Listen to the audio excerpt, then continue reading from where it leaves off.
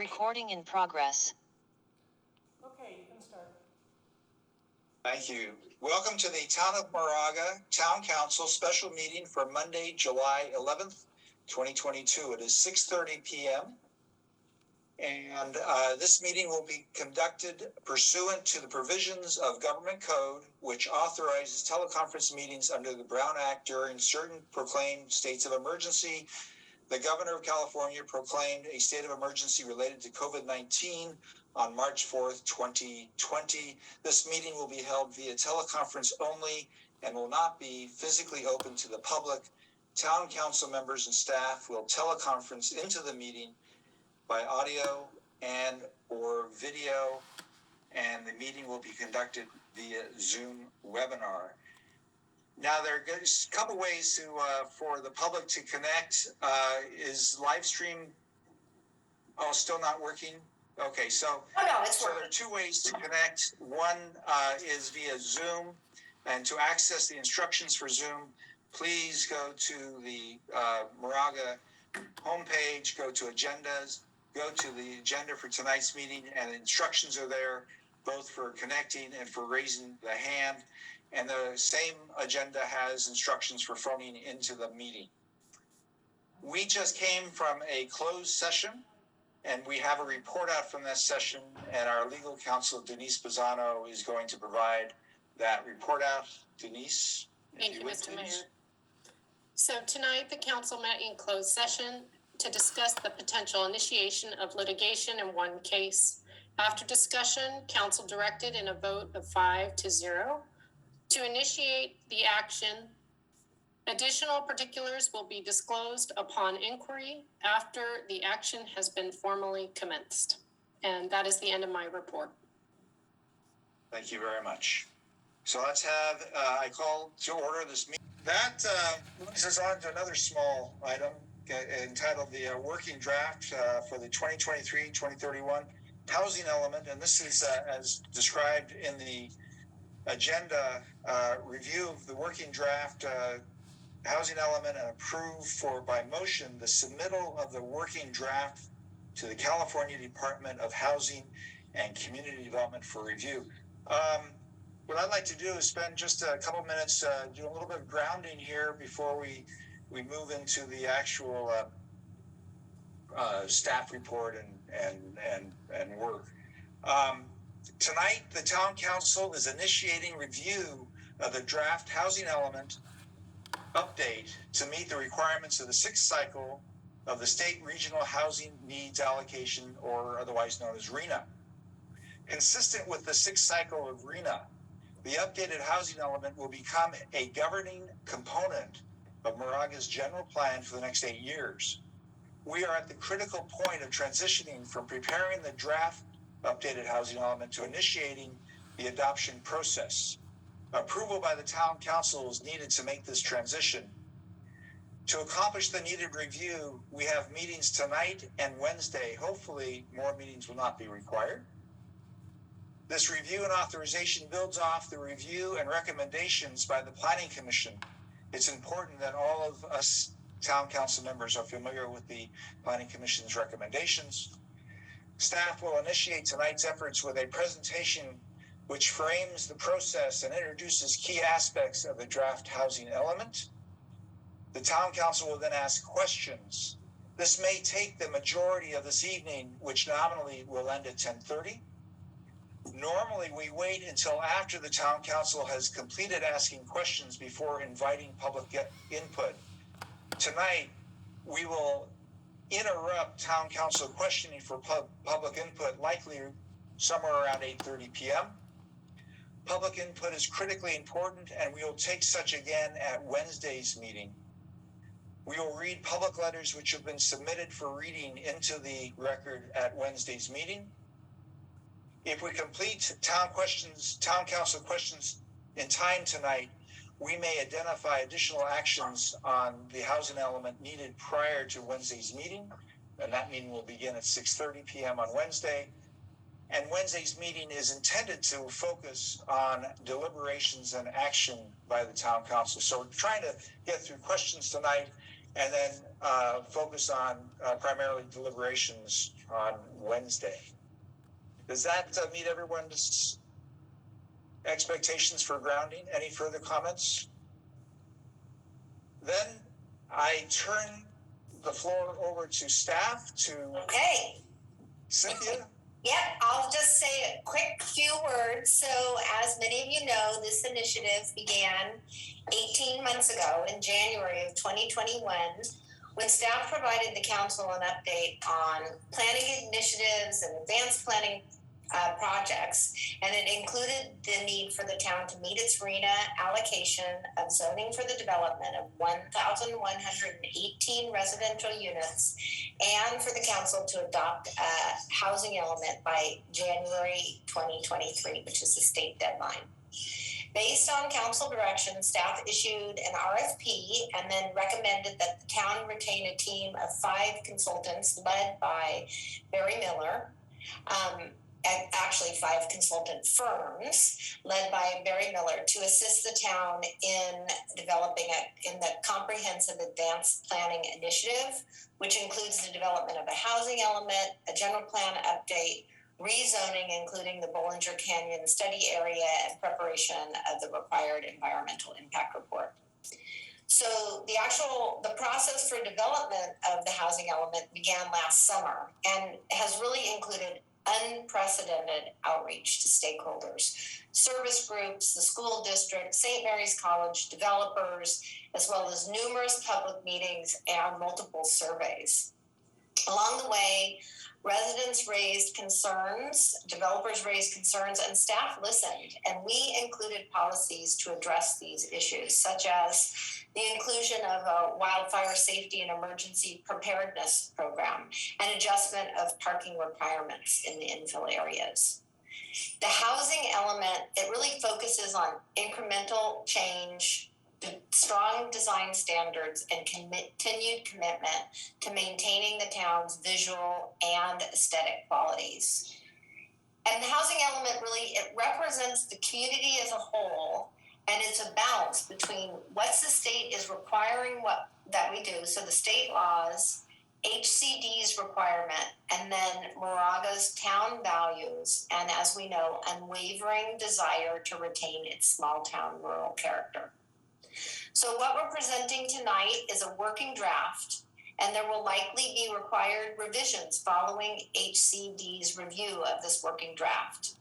And additionally, the housing element itself is an iterative process. It includes an action plan with programs that will be considered throughout the 8-year housing cycle between 2023 and 2031. So what you have in front of you, it's like a roadmap to what policies the town will consider in the future. And any policy decisions would absolutely be brought back to the Planning Commission and the Town Council for input and direction. By submitting the working draft housing element to the state, you are not making policy changes. So I just want to end by saying thank you to everyone who's engaged in this process the last 9 months. The Planning Commission, as well as you, the Town Council, have provided invaluable input and direction along the way that's really been used to shape the development of this document. And with that, I'm going to turn it over to Barry, who I believe has a PowerPoint presentation. Thank you, Cynthia. And I will tee this up right here. Hopefully everyone can see that full screen. And good evening, council members. I'm happy to be here this evening to walk you through the HCD review draft housing element. And I also want to acknowledge the contributions of staff and particularly Afshar and also Stephanie Hagar with BAE, Bay Area Economics, who's unable to be here this evening, but who co-authored the housing element. BAE has a lot of experience with housing elements around the state of California, and we worked well together in producing this document. We both have had recent experiences working on housing elements in Southern California, which is a year ahead of the Bay Area and has been dealing with the state of California review process for the last year and learned some lessons through that process. So as the town manager explained, what we'd like to do in this presentation is a quick recap of the work to date, really focused on process, give you a high-level overview of what's in the housing element, and then really focus on what's new in this housing element that was not in the 2015 housing element, and walk you through some of the implementation programs that are included, particularly the new programs. Sum up with some next steps, and then have time for questions, comments, and feedback from the council and the public following the presentation. And as was already said, this is the first of 2 meetings, the second being Wednesday, July 13th at the regular town council meeting. So I think all of the council members know this. For the benefit of anyone who hasn't seen one of these presentations before, this is part of the general plan. It's required by state law. It is the only part of the general plan that has to be updated on a schedule, and that is set by the state of California. It's also the only part of the general plan that actually has to be submitted to a state agency and certified. And I'll say this a couple of times, there are consequences to not having a certified housing element that are getting more dramatic as we see each cycle go by. So it is in the town's best interest to receive state certification. This is a very prescriptive document, and by that I mean the contents are really driven by state law, and HCD has produced a number of guideline books and documents that tell the communities exactly what they expect to see in the housing element, and typically they issue quite detailed letters once the element is received in draft form to indicate where they feel additional work is needed in order to meet the state requirements. One of the major objectives of this document is to demonstrate that each community in California is accommodating its fair share of the region's housing needs. And that may sound like an abstract concept, but it's actually a number. There is a quantified measure of what our fair share is, and we have that coming up on a future slide. So the process we've followed, this really looks at the last 11 months. We began this in August of 2021, really spent the fall months in evaluating the prior housing element, collecting data on housing needs based on census data. The assessment of sites also began last fall. AFFH, which you'll be hearing about this evening, affirmatively furthering fair housing. This is a new requirement that was passed in 2017.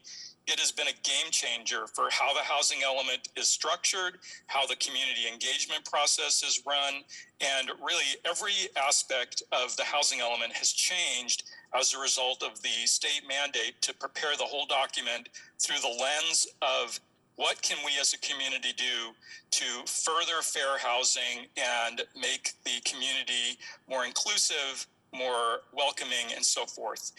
So the February to May period was really a time to be doing analysis, to look at our options and alternatives, to figure out what zoning changes would be needed to accommodate our need, to look at our zoning regulations and say, where are there constraints and how can those be mitigated? And then more recently, developing goals, policies, and programs to assemble this draft. So just when you thought you were done, I'm putting this slide up, which shows the process that we have yet to complete, which is the HCD review process, and then the subsequent revisions and changes to the document that will be required before the end of the year in response to the state comments. So our intent with the draft that's out now is to keep it out for 30 days, which is a state mandate, then provide up to 10 days after that to respond to any comments that have come in during the 30-day period, then submit it to the state.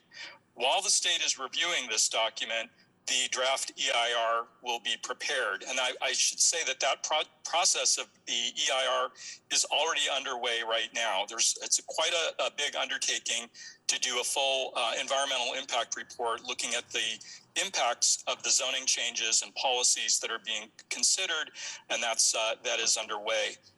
So by November of 2022, we will have our state letter in hand, and we will make revisions to the document in draft form for consideration by the Planning Commission and the Town Council, and produce a revised version of the housing element. that will be coming back to the Planning Commission and Council for adoption prior to the deadline of January 31st, 2023. Once we submit the the adopted document at that point, the state has 60 days to issue their findings.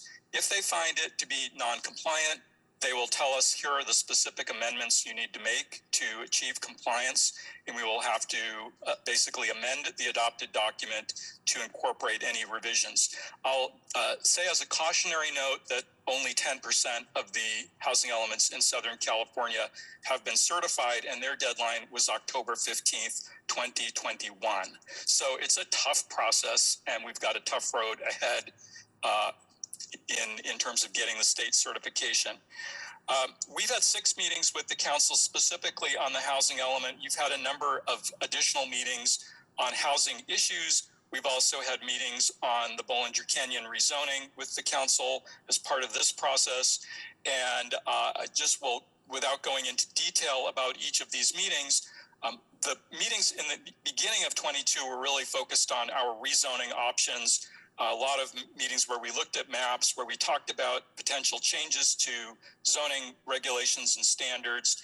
We've also spent quite a bit of time talking with the council and the planning commission about the tools that the town can use to facilitate housing development, and particularly to facilitate affordable housing development, which is an important part of this process. Community engagement, the town manager used the word unprecedented. Again, as a reminder, in the 2015 housing element, there was 1 community workshop and there were 6 attendees at that workshop. We have had more than 1,000 participants in this process, primarily through our resident survey, but also through community workshops, including a walking tour, an in-person workshop. We were lucky enough to hit one of those windows where it was safe to have an in-person workshop. We have had a number of meetings with civic organizations. I mentioned the resident survey, and we've got a little more information on that in the presentation. The pop-up events include a stand at the farmers market, a booth at the Perrin Wine Festival. We've been working with St. Mary's College and its student body, interacting with other jurisdictions in Contra Costa County and special districts like the fire district, interviewing developers, and doing direct outreach to property owners and residents, particularly in those areas that would be affected by rezoning. So some of the key messages we've heard through this engagement is preserving the small town rural character of Moraga. It's a tall order when we're also tasked with accommodating 1,118 housing units. So what we've tried to do throughout this process is really strike a balance that allows the town's character to be preserved while still meeting the state mandate. And in doing so, we've also met some of the other objectives that the community has identified, such as preserving open space and hillsides, really focusing on wildfire and public safety through our policies and programs, including traffic. There's been a strong sentiment throughout this process that if we have to grow, it's best to focus that growth on our existing commercial areas, both to revitalize those areas and to take advantage of some opportunities where there are some underutilized properties or vacant properties within our commercial centers. The other message we've heard is there are some unmet housing needs in this community. And although we're doing this in part because we have to, and it's state law, there's also an opportunity here to look seriously at our housing needs, particularly the needs of the workforce, of our older adults, of our young adults and college students, and also to find out what developers think about Moraga and how we can respond to some of the issues that they've raised and continue to raise through this process. So with that, I'm going to walk through the housing element. Again, I'm going to go through this pretty quickly. We can come back to any of these slides with Q&A at the end. Again, I'll also emphasize that the contents of the document are set by state law. We've gotten the question, well, what's mandatory and what's optional in the housing element? Essentially, all of the content of the first 6 chapters of the document is mandatory. The Affirmatively Furthering Fair Housing Appendix, all 87 pages of it is mandatory. The detailed sites list is mandatory. Really, the only thing that's in the document that we're not required to include are the survey reports, and there are 3 of those at the end. And I've just excerpted, this is the state HCD checklist, which goes through. They will actually ask us to complete this when we submit the document so that they can find the pages on which each of their mandated contents are addressed. So the document begins with an introduction. We talk a little bit here about what the housing element is. We also provide some context, both local context, regional and state of California context, talk about what the regional housing needs allocation is, and then some information on how the document's organized and how it implements the general plan and the community engagement process. About half of this chapter is spent discussing the community engagement process with a focus on the efforts the town undertook to reach groups who don't ordinarily participate in these processes. And I'll focus on renters just to say we were able to do a large enough survey that we did hear from about 100 renters in our survey, and we're able to pull out those responses and do kind of a deep dive into what renters in Moraga think and need. And that was, I think, really helpful to provide some perspective. The second chapter is really a retrospective, and it looks back on the 2015 housing element. Again, this is something we have to do every 8 years. So this goes back to 2015 and says, how did we do on achieving what we said we were going to do 8 years ago? And if we fell short, why did we fall short? Are there ways we can improve our housing production, the completion of our programs, and so forth? It's also a look at what programs in the existing housing element should be carried forward, and where do we need some new programs. You'll see when we get to the goals, policies, and programs, a lot of the content is carried over from the previous element. About half of the programs are new. So the needs assessment, this is really where the contents are dictated by state law. We have a detailed analysis of demographics.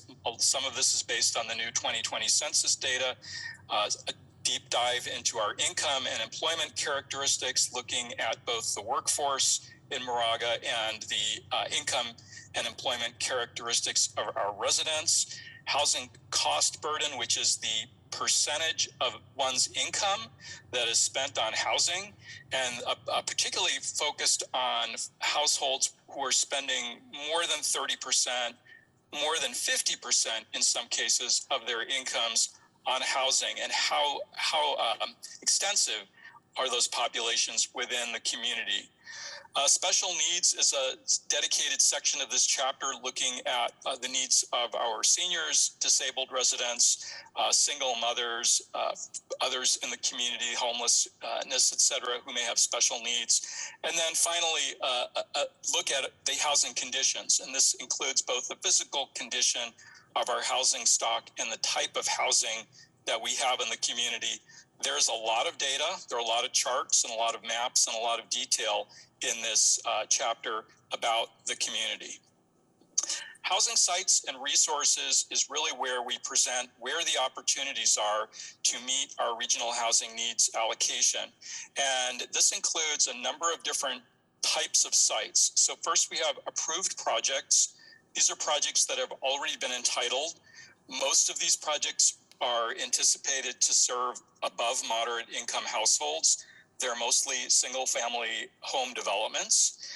Low and medium density sites, these are primarily vacant sites in Moraga that have zoning in place to support residential development, and those are inventoried specifically and listed. High density sites, these are sites in Moraga that are zoned to accommodate multifamily housing. And then the biggest category are the mixed use sites. And these are sites that are zoned to permit either commercial use or residential use, or buildings that combine both housing and commercial in the same building. And those sites really fall into two categories: those that are vacant and those that are non-vacant. In other words, they have a use on them already. It could be a closed building, it could be an active business or office building, but we have information or received an interest from the property owner that these are viable sites.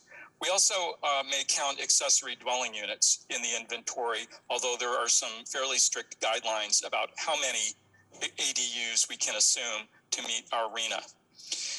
Chapter 5 is really focused on housing constraints, and those fall into these two broad categories: government constraints, which are I would say things the town can control and non-government constraints, which are things we have less control over.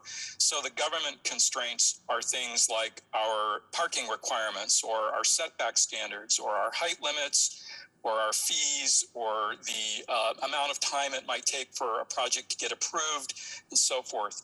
Non-governmental constraints are the fact that construction costs have soared really just tremendous increases in construction costs over the last couple of years. And there's not that much we can do about it, but we need to disclose that and explain that in the document. The Housing Action Plan is Chapter 6. This is, I think, what I would say where the rubber meets the road. There are 7 goals in this chapter.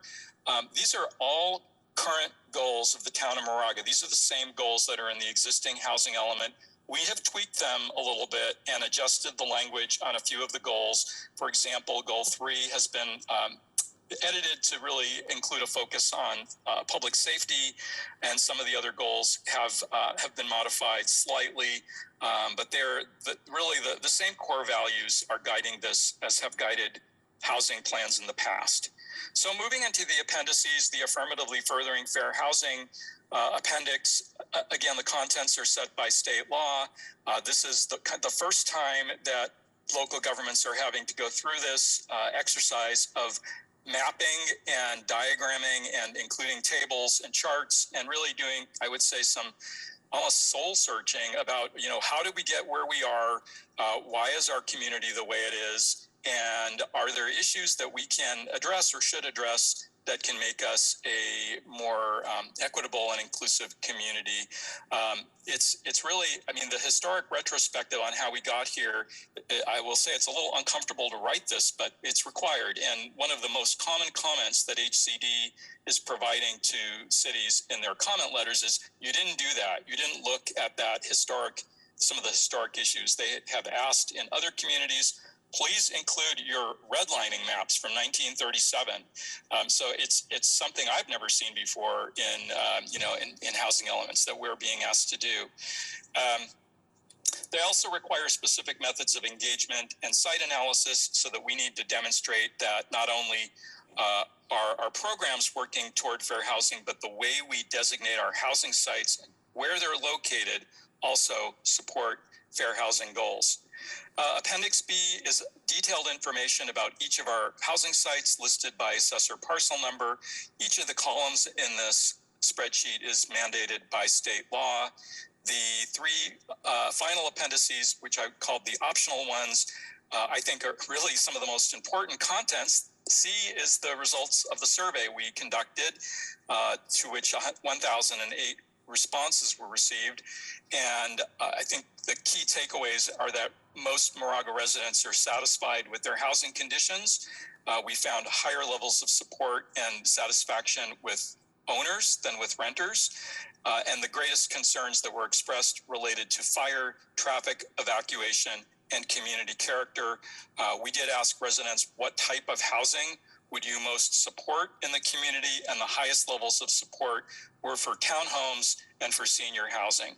And townhomes, I'll say, generally develop at about 15 to 24 units per acre. Student survey was done in part because we weren't hearing from the youth in the community in the resident survey, but also we recognized St. Mary's is a major employer, an important part of the community, and its students are a distinct group within Moraga with unique housing needs that really affect housing throughout the town. We did get 143 responses. More than half of those respondents lived in the town, and 10% felt their housing was unsatisfactory. And I actually think the most interesting thing part about the student survey are the open-ended replies that the students wrote in response to questions. Is there anything else you want to tell us? And we did, I think, learn a lot in those responses. Balancing Act, we've talked to the council about this before. This is an online simulation app where we ask the public to help us allocate multifamily housing to different areas of the town. We narrowed the field of choices to the Ream Center and the Moraga Center and got some really helpful feedback from our public and used that information in ultimately deciding what the housing sites should be and where they, how many units should be assumed. So the Housing Action Plan, we want to focus a little bit now on what's new and different in this plan. I mentioned that most of the goals were carried forward. The policies were also carried forward. We did add policies on fire safety and evacuation. And several of the programs you will notice are already underway now. We want to get credit, and we want the state to recognize that the rezoning that's happening concurrently with this housing element update is being done for this housing element. So we've included programs in the housing element that will be adopted when you adopt the housing element, such as some of the zoning changes. But I think it is important to let the state know that we're really going through some major changes in order to accommodate the assignment that was given to us. So I have just a few slides that are going to highlight the new programs under each of the goals in the housing element. So under goal 1, which is really focused on accommodating additional growth, there's a program to complete the update of the general plan during 2023 and 24, to complete the zoning changes that we've been discussing with you at prior meetings in March and April, looking at increasing densities from 20 to 24 units per acre in some of our zoning districts at the Moraga Center, to change the zoning in the Ream Center to permit multifamily housing and mixed use, not on all properties, but on key properties within that area, to allow density to be transferred to commercial sites. In other words, if there's open space where there's some density associated, that's some amount of residential development that's permitted, that can be that under current rules would be difficult to transfer to commercial sites. So this zoning change would allow that transfer. Amendments, there are a couple of map amendments that we looked at in the MCSP and Ream area with the council at our April meeting. The phase 2 of the zoning changes, which is really next year and the year after, these came out of the constraints analysis in the housing element, looking at changes to the 6 DUA zone and also the MCSP R12 and R20 zones. Changes to the moving the FAR standards into the municipal code, and monitoring development activity in the Moraga Center specific plan and Ream areas. We really want to make sure that we're actually seeing projects in those areas, and if we're not, to take another look at our development standards and ask again, why aren't we seeing development, and what can the town do to adjust its standards? This is really a question that I think gets asked on an annual basis as we go through this 8-year cycle. So I mentioned actually most of this is in the previous slide, but the increase in zoning to 24 units per acre, that's a 16% increase in the allowable density in our mixed use areas in order to meet the state requirement. So the state says that you must allow a minimum of 20 units per acre on any site to count it as suitable for low or very low income housing. And 20 right now on most of these sites is a maximum. So we are pushing that to 24 units per acre, which is a relatively small increase in order to make it easier to meet that state requirement. And then the bar chart on the right is the distribution of our housing assignment, our 1,118 units by income category. It's almost 500 units of low and very low. So that's 500 units of housing we need to be able to show we can accommodate on land that's zoned for at least 20 units per acre. And I mentioned that the assignment must be distributed geographically. So we can't put all of our housing opportunities in the MCSP area, which is one of the major reasons we looked at the Ream Center and are proposing the zoning changes to allow housing in that area as well. This map shows the proposed zoning changes in the MCSP area. That area at the bottom, I think you can see my cursor. This is the MCSP office residential district. The only change in this area outlined in red is that the allowable density is going from 20 to 24 units per acre. Same with the R20 area. This is west of Laguna Creek, the Orchard site. the area at the north end of School Street where the School Street extension is proposed. Again, the only change in these areas is that the maximum allowable density would be increasing from 20 to 24. There are also two map changes in this area. This is the former garden center, the nursery site at the north end of the Moraga Shopping Center, and it would be rezoned from the MCSP commercial to the retail residential. What that would do is it would allow housing on this this nursery site. And then there is a vacant site that's here at the corner of Viator and Moraga Way, adjacent to the Montessori School. And those properties would be going also from the MCSP commercial to the office residential district in this case. And that would allow housing to be constructed in the event anything was proposed in the future. And I'll say again, for those who may be watching this, nothing is proposed at this time. These are zoning changes, but there are no projects associated with these zoning changes. And the red area that you see here would retain the MCSP commercial designation. No housing would be permitted within this area or at the Moraga Ranch at this point in time. So this is the Ream Center, and similarly, we would be changing the zoning for the northern part of the Ream Shopping Center, not the southern part, and also for the community commercial properties on the north side of Ream Boulevard, including St. Mary's College facility, the gym, and then also some of the outlying properties in the northern part of the shopping center to allow for residential as well as commercial uses. The office properties that are across the street from the town offices and the town offices themselves would be rezoned to the from suburban office to the mixed office residential category. This is actually existing apartments that are zoned suburban office that would also get that mixed use category. And then there's a vacant site right next door to the 7-Eleven, and that vacant site plus the 7-Eleven would be rezoned from limited commercial to the mixed commercial residential to allow 24 dwelling units per acre. So what these zoning changes do is they create the capacity for roughly another 450 housing units in the town, and that would allow us to meet the RHNA. So the new programs under Goal 2 include support the use of the state density bonus law. This is a state provision that allows developers to request additional density if they include affordable housing units in their developments.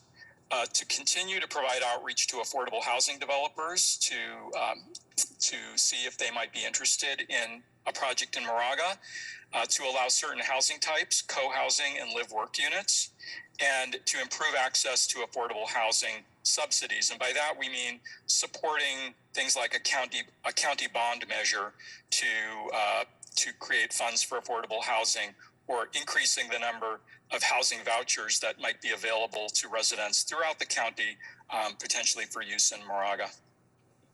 New programs under Goal 3, there is a proposal to adopt an inclusionary zoning ordinance. We're not looking at the details of what that proposal would include at this point.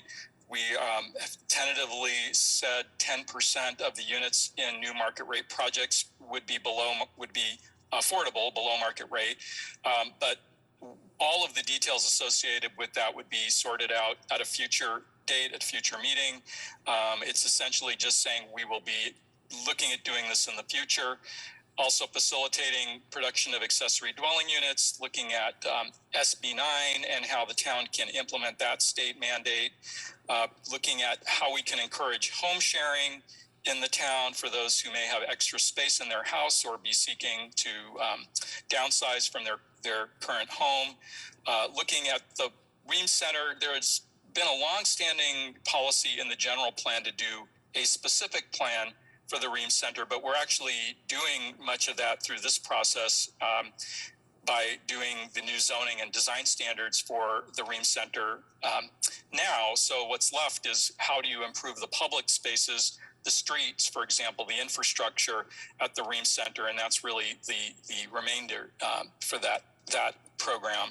Allowing childcare, this is really to create more family-friendly housing, providing help to first-time homebuyers, and by help I mean technical assistance, not financial assistance, and then the wildfire safety and evacuation planning.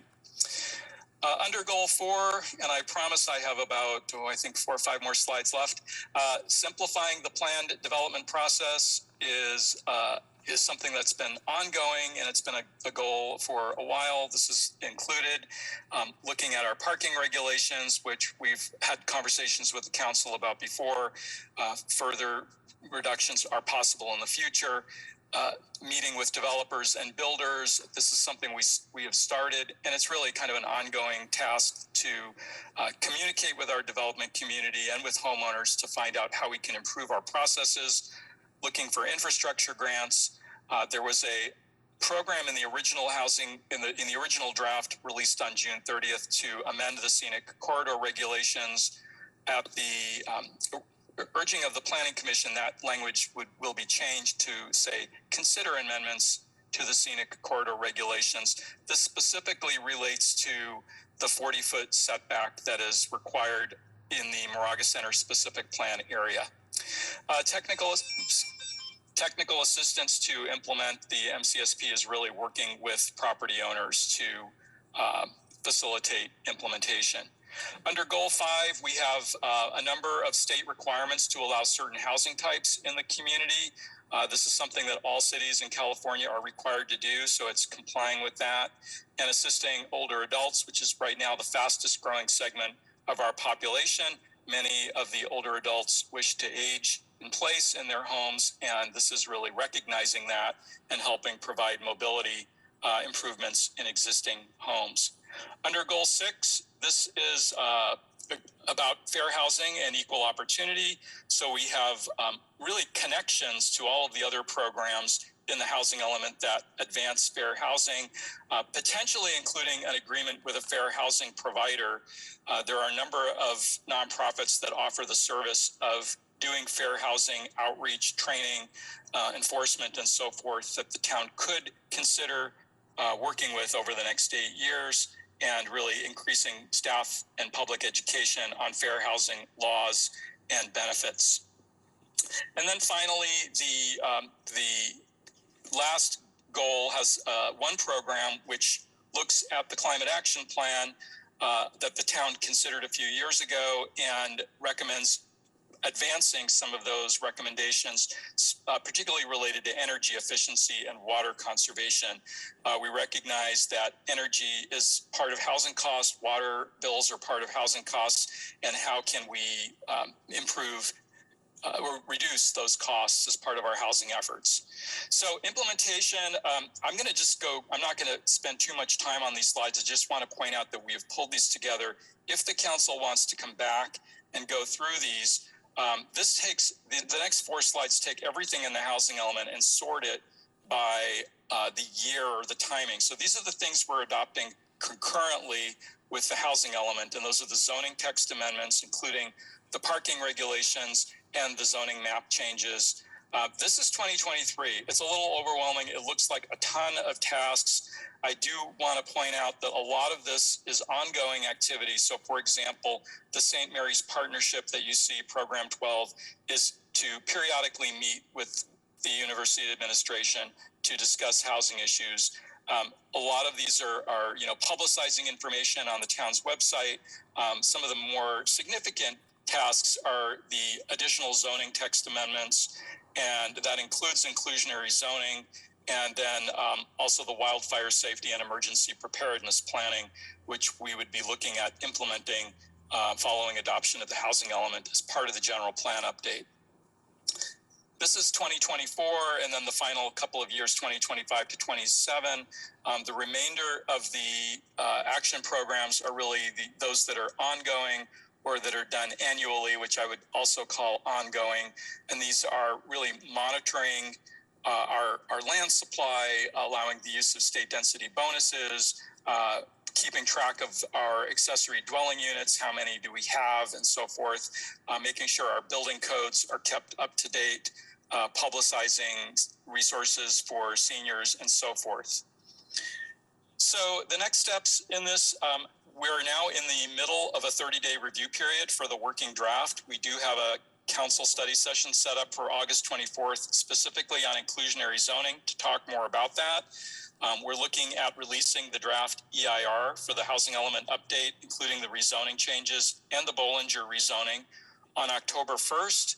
We expect to get the HCD comment letter around November 1st, respond to that letter, and bring those to council for your review and discussion around that time. And then we would be bringing the draft housing element back through in December and January for adoption. And I wanted to point out in the blue box at the bottom that there are other tasks that are going to be going on concurrently. So it's not, I mean, this is a big milestone to have this document out, but we are, in a way, it's the midway point, because we now have to look at consistency amendments to the general plan, and also some of the zoning text amendments that will help us get to where we say we're going in the housing element. For the benefit of the public, we are welcoming comments on this to Afshah's email address, which is shown here on the screen, through the 30th of July, and we will consider all comments that we receive. And with that, I will conclude the presentation, and thank you for bearing with me on a lot of information.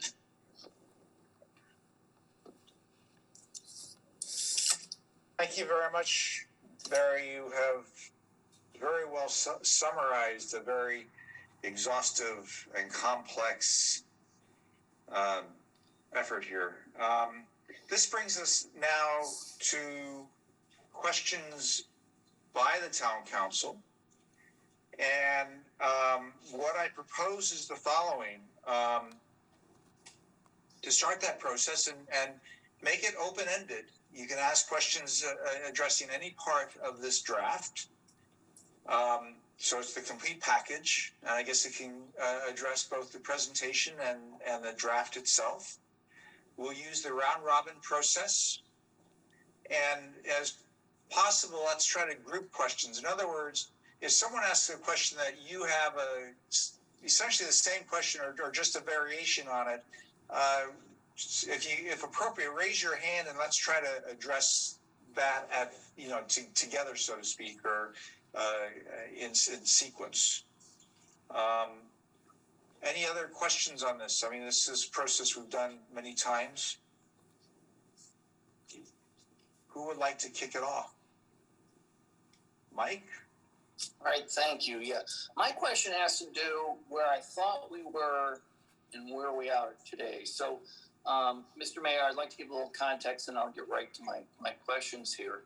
Okay, first, time out. Yeah, time out for that. So, I guess reinforcing that we're dealing with a pretty significant item for the town, essentially reworking a significant portion of the general plan. And I think what Mike is proposing here is to ask a question, but to ask that question, he wants to provide context first. Is that correct, Mike? That's correct, and we have done that before, especially meaty items like the Braga Center. Right. So I'm going to, we have to get through a lot of material, potentially a lot of questions. So I'm going to be at least initially, at least once per town council member, allow context ahead of time. And hopefully there won't be too many questions that require a lot of context. Right. So go ahead, Mike. Yeah, thank you. And I only have one question with context, significant context. Thank you. Yeah. So my question is where I thought we were and where I think we are today. And first, in my context, I was really happy with the process, the engagement. Barry, you've been great. Afshah, I was at one of your meetings and it was impressive. And Cynthia, you guided the ship here and you guided it very, very well. So just to state here, we started with a goal to complete a housing element and zone 1,100 arena housing units with a variety of housing types, different income levels, very low, low, moderate, and above moderate, focused at the two town centers for density, balanced with maintaining the semi-rural character of our town and consistent with the general plan.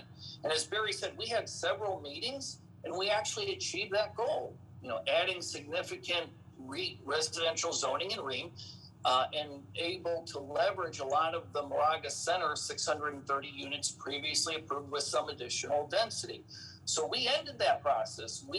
This 1,100 units that was an increase of 480%.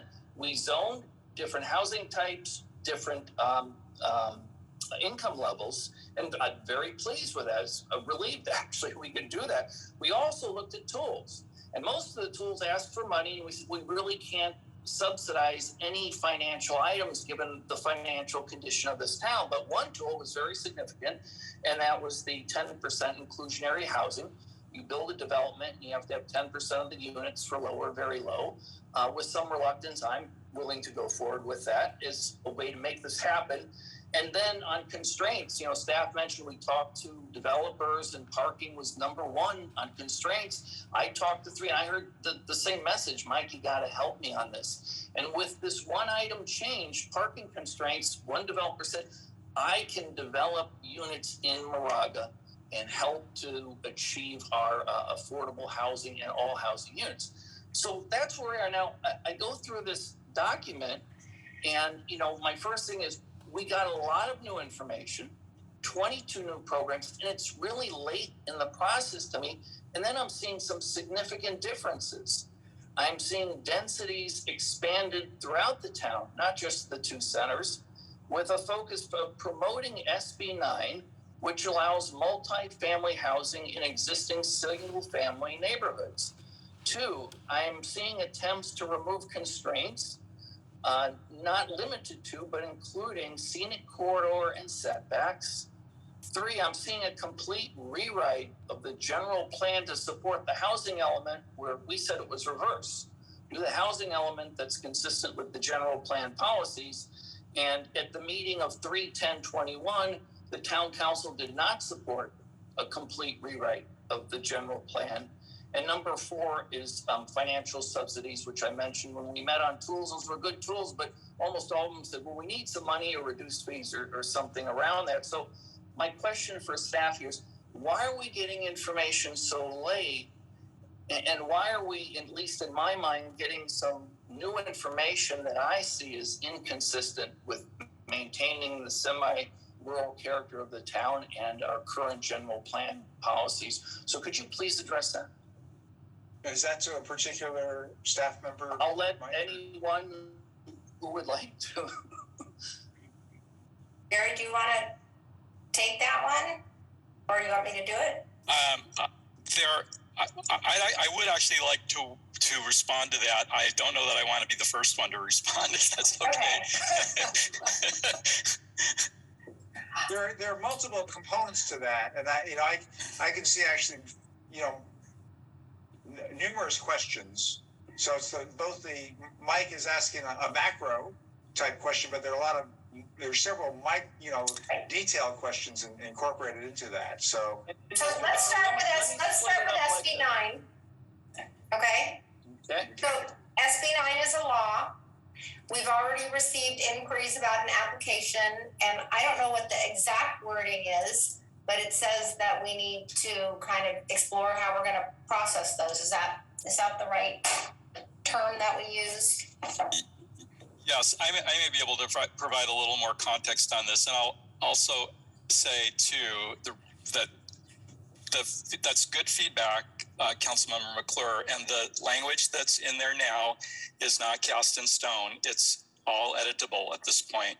So if there is a particular program that you would like to see modified or removed, that's what we're here to do, and I appreciate that. The specific issue with SB 9 is the state has been asking communities to find ways to create more housing opportunities, not just in the commercial centers, but in single family neighborhoods. That's a tool to do that. We can not say that. They will likely put it in the comment letter that they send to us. Where's your SB 9 discussion? Where's your program to promote housing opportunities in single family neighborhoods?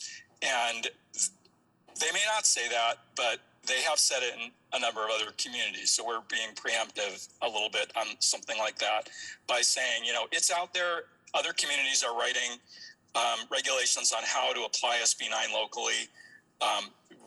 The town of Moraga can do something similar. And I guess Mike, go ahead. No. I want to add that we're in a nice position in that we have the experience of the Southern California cities and the comments from HCD. And so we're able to look at those comments and have an idea about what really needs to go into the document to not get flagged. I have a concern for Moraga, since we have not produced any affordable housing, that we're pretty high up on the list of the communities that they're watching closely. And I'd like us to be able to write things in a way that works for us in terms of, we're going to explore this, we're going to consider and analyze this, and for us to come up with our own programs on our own timeline. And I think that if it's not included, then we run the risk of, the state demanding that we add something and taking away some of our flexibility. So this was, just absolutely a program that we know we need to adjust some of our processes for, because we might, I think, like I said, we've already received a inquiry regarding SB 9 application. Well, one follow-up. Let's not make sure we're not transitioning over into deliberations, right? No, I understand. It's a question. Follow-up question on SB 9. It's short. It's still a follow-up question on SB 9. We'll allow one follow-up question per person. Okay. Yes, sir. So I guess, and I understand, and we can talk about the risk on Wednesday, but how about a question? And just for reference, this town council submitted a letter opposing SB 9 on February 24th, 2021, when it was in deliberation. So I think we know about that. The question is, instead of the language here, and I'm glad to hear, Barry, it's open for revision, promote, facilitate. Can we, to me, you were right, Cynthia, you said it's a law. I agree, we'll follow the law. Okay, I mean, do we have to go we'll provide information.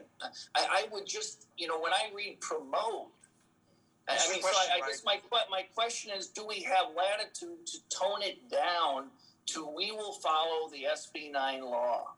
And if you want to add something we can talk about that on Wednesday. Renata, do you have a question? It's a question, though, to the SB 9. I would like to hear if I could. I think that maybe we could use the word facilitate as opposed to promote. That's different. When we received an application, we will facilitate its processing. Okay. Renata, do you have sort of a related question? Or I do, because I just want to make sure that I'm clear on what we're trying to do here tonight, or today, the next 2 days. So we are being asked, Barry and Cynthia, am I correct, that we are being asked to authorize staff to submit a draft of the housing element to HCD for comment, period, full stop, right? That's correct. Okay, and so what happens after that, and the beauty, right, of this process is we get a freebie with HCD where they provide us with comments that will help us create a document that is submitted in January that actually will pass muster. Is that right? Yes.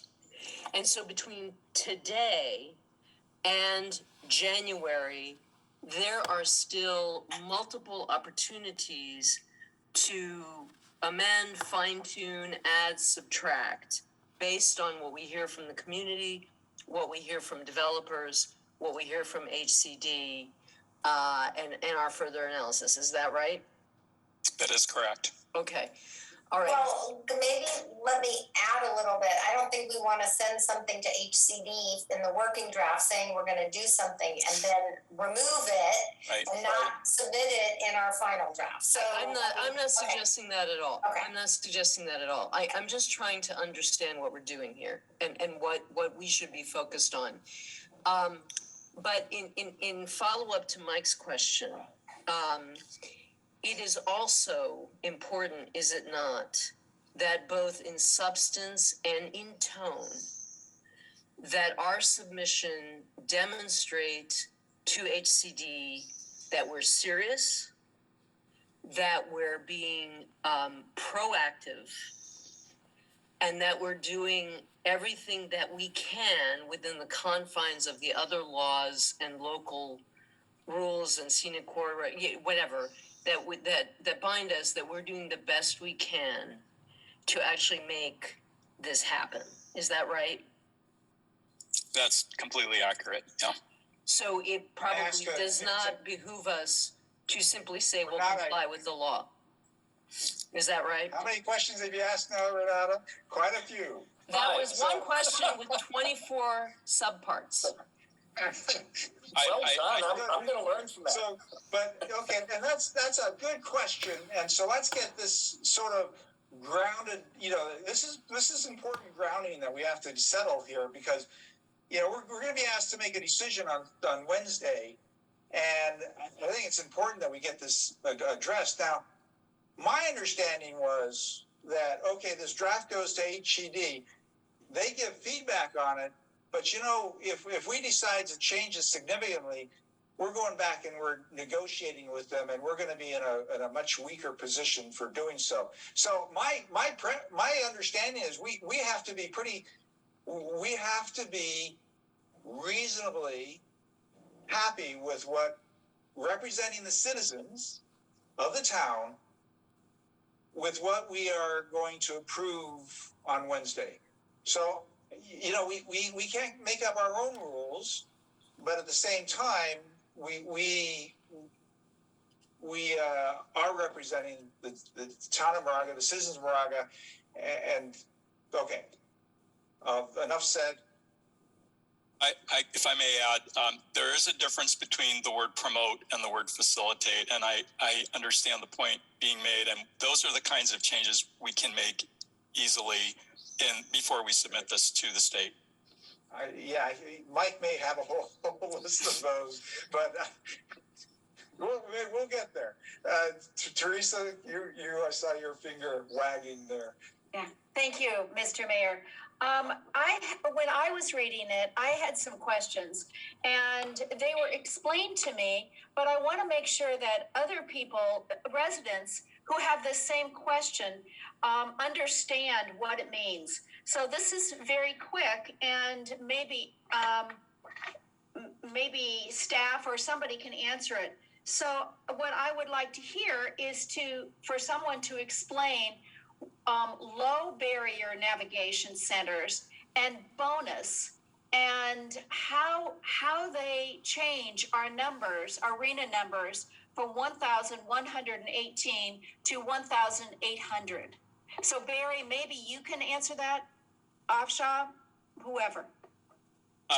Yes, I can respond to that. So the Low Barrier Navigation Center was a state law that was passed either last year or the year before that requires that all cities in California permit that activity in any mixed use zone. So every city in the state has to list that as a permitted use in mixed use zoning districts. And what happens at a low barrier navigation center is that it directs people who are unhoused to permanent housing. It's essentially a facility that you go to if you are unhoused, and work with counselors and supportive service providers who direct you to permanent housing. I don't know if there are any in central Contra Costa County right now at this point in time, but this was a state law because they just wanted all communities to create that opportunity. The question about how we got from 1118 to 1800, Most of that increase is in the above moderate income category and its capacity that already exists. What happened is we didn't have the lower income capacity. And so we created these opportunities for housing up to 24 units per acre.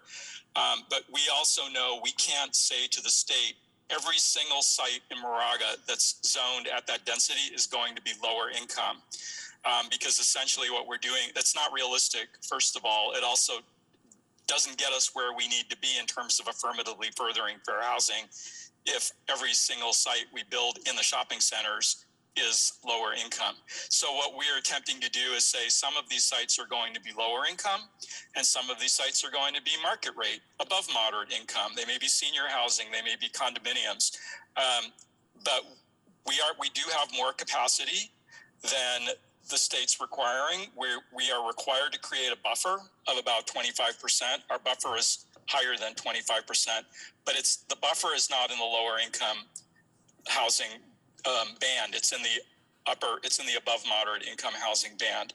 There's not really any way we can get around that unless we knock some of our sites off of the list, and then we're stuck with every site we've identified is lower income again. So it's a little bit of a catch-22 how we get there. Okay.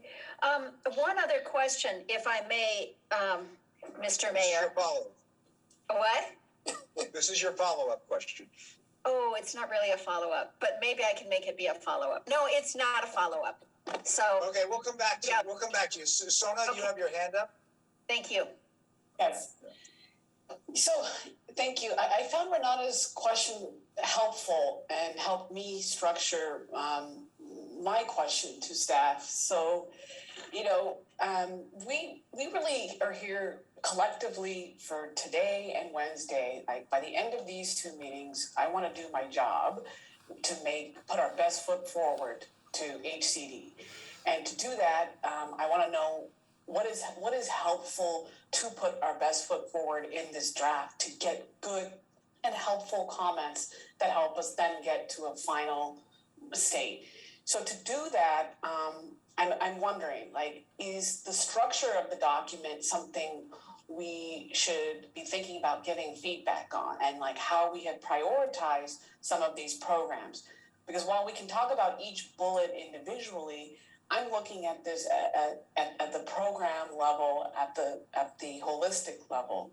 So when I see program 25, I think, wow, this is a really great thing that we are putting forward, that emergency preparedness planning. We heard this so loud and clear from the community, and it's really important. So my question to staff is, can we move this up? Can we reprioritize that? Is that the kind of feedback that is helpful in these sessions? And would like to kind of hear how you respond.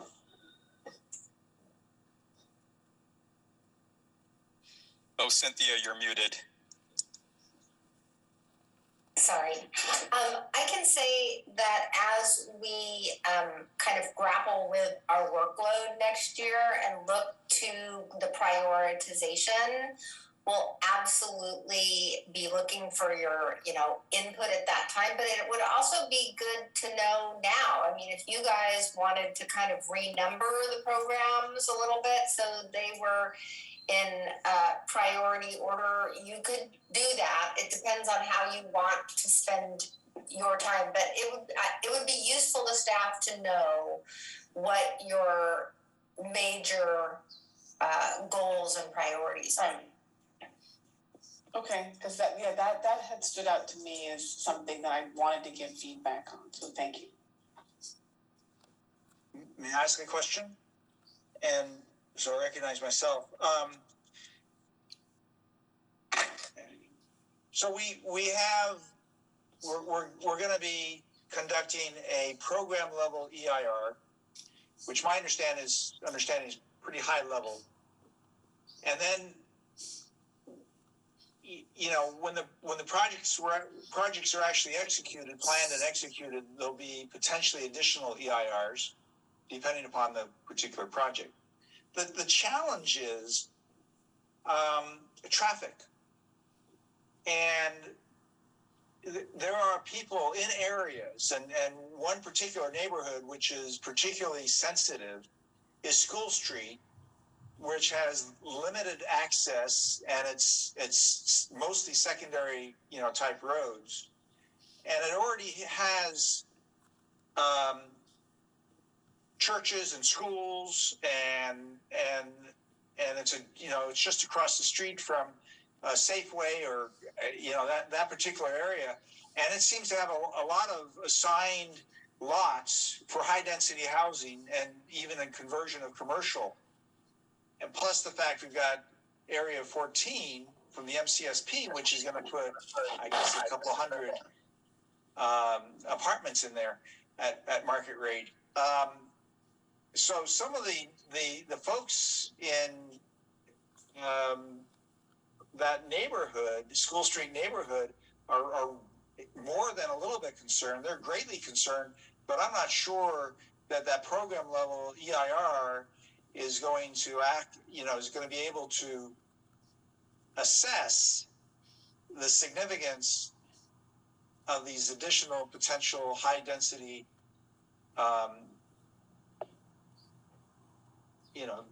buildings and developments that are going to be very adjacent to them, nearby, and making their street even more congested than it already is.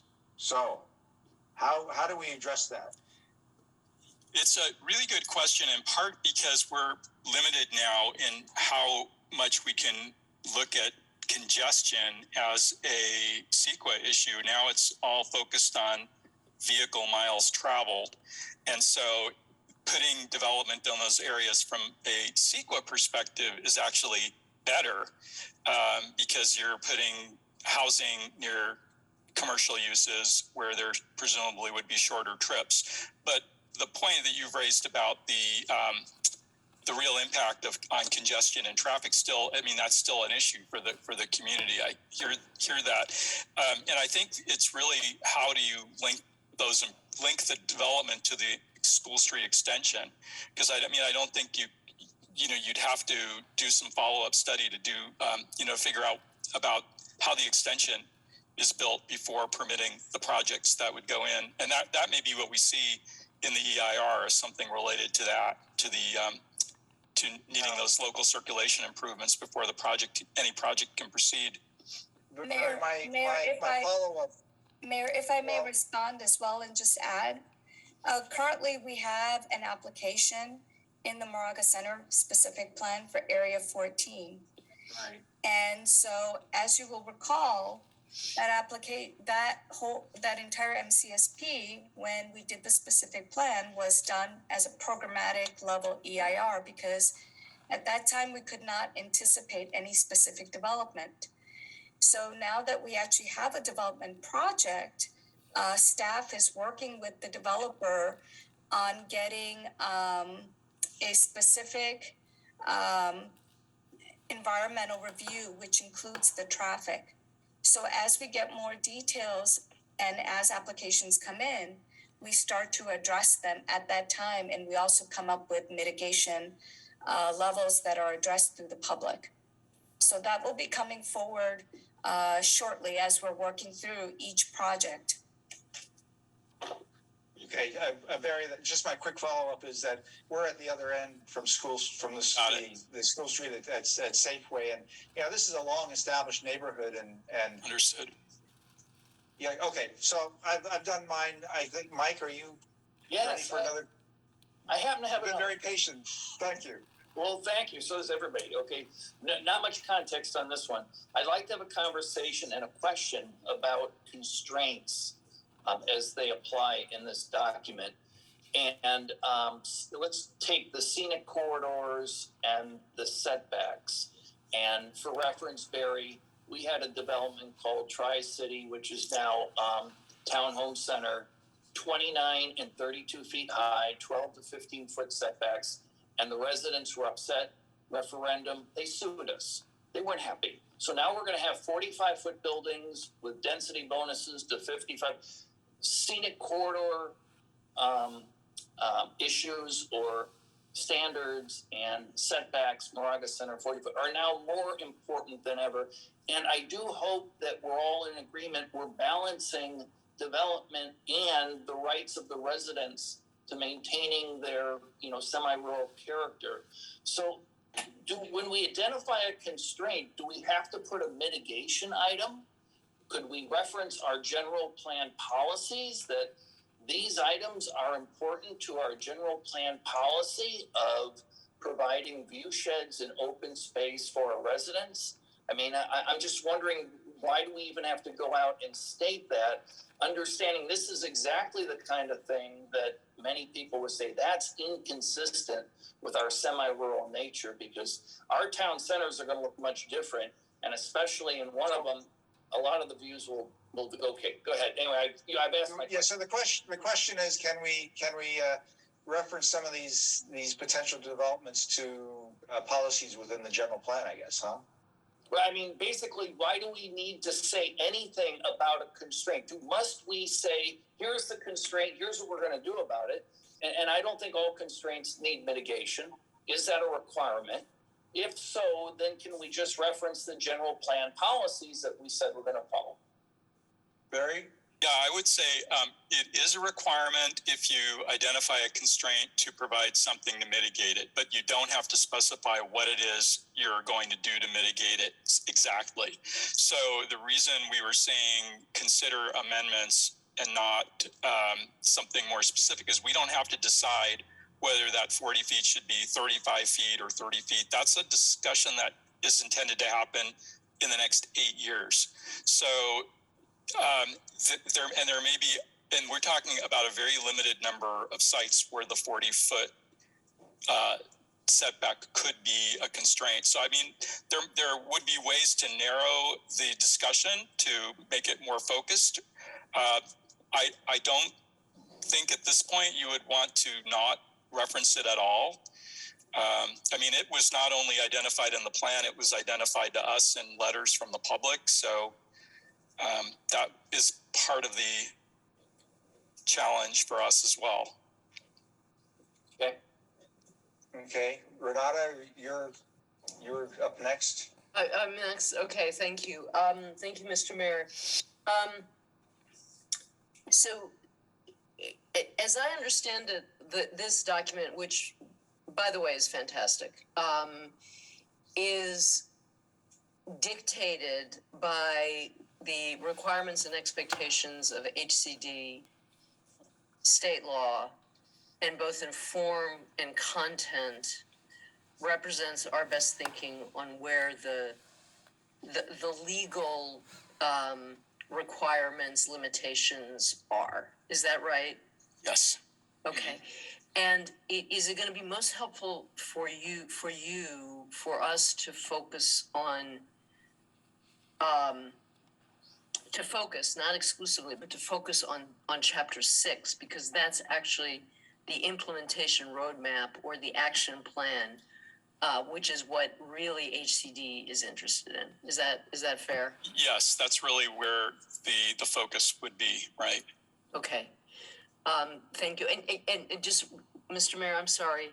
Yeah. It is truly related. So some of the programs that have been added are, in fact, direct responses to the expectations of law. For example, Program 41, Affirmatively Further Fair Housing, comes straight out of the Affirmatively Further Fair Housing Act. Isn't that right? Mm-hmm. Okay, Yes. Thank you. Okay, so and just reminding again, we did say the questions tonight are going to get on the whole document because the whole document is going to be submitted to HCD. We are going to try to focus on Chapter 6 on Wednesday as a priority, and then if we have time, broaden it out. So, okay, good, thank you. Cynthia, you wanted to chime in? It's okay. Okay. Teresa, thank you for your Yes. patience. Oh, thank you, Mr. Mayor. So to kind of discuss in a broad way, maybe, about our scenic corridors and the mitigation, is it possible, Barry, you could probably answer this. So we know it's a constraint, and if we come up with a mitigation, can we say that that mitigation would be C3? Can you clarify C3? Maybe I'm Plastic saying it wrong. explosive? It's kind of the bioswales that you have with a development, because I know in Berzoni's design for that walnut orchard, there was what I thought was C3 along what you would consider the scenic corridor along Moraga Way. And it was a large area, and it is to get out the pollutants, and there's a bioswale. There's one across the street at that City Ventures property. So could that be a possible way for our general plan and for these constraints to be analyzed and mitigated? Maybe it's not C3, maybe it's something else. I thought it was always called C3. It may be C4. Okay, C4 then.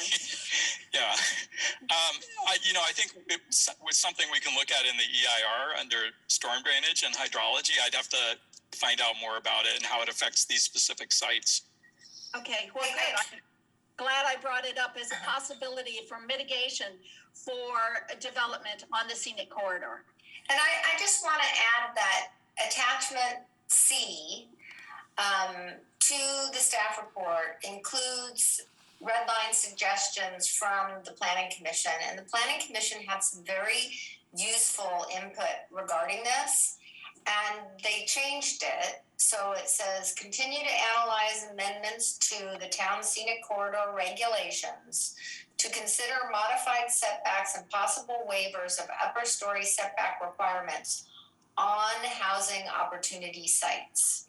So it has been narrowed down a little bit to the housing opportunity sites and the ones where there are constraints, and there are, a handful of them where the setback requirement takes 25% of the property.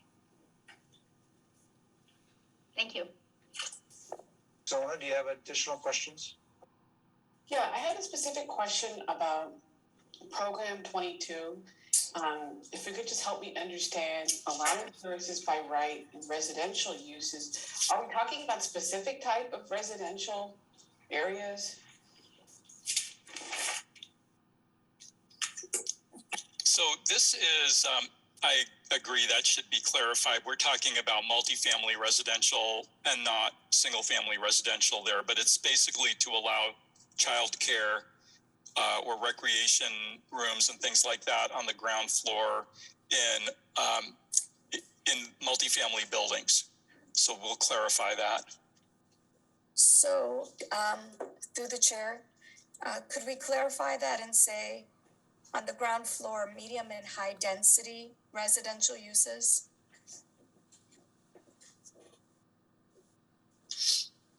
Yeah, and I think that does reflect what you tell me, what we heard through a lot of the public comment, the trying to create more of these gathering spaces and leveraging some of these new potential developments to bring people together.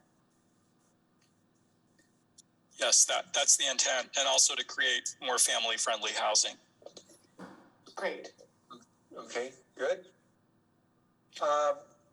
If I could ask, on page 522, which is part of the housing constraints and what I consider to be opportunities analysis, but anyway, we address design guidelines, and the design guidelines are not included in any of the programs in chapter 6. What's the compelling reason for addressing design guidelines in this besides upsetting people?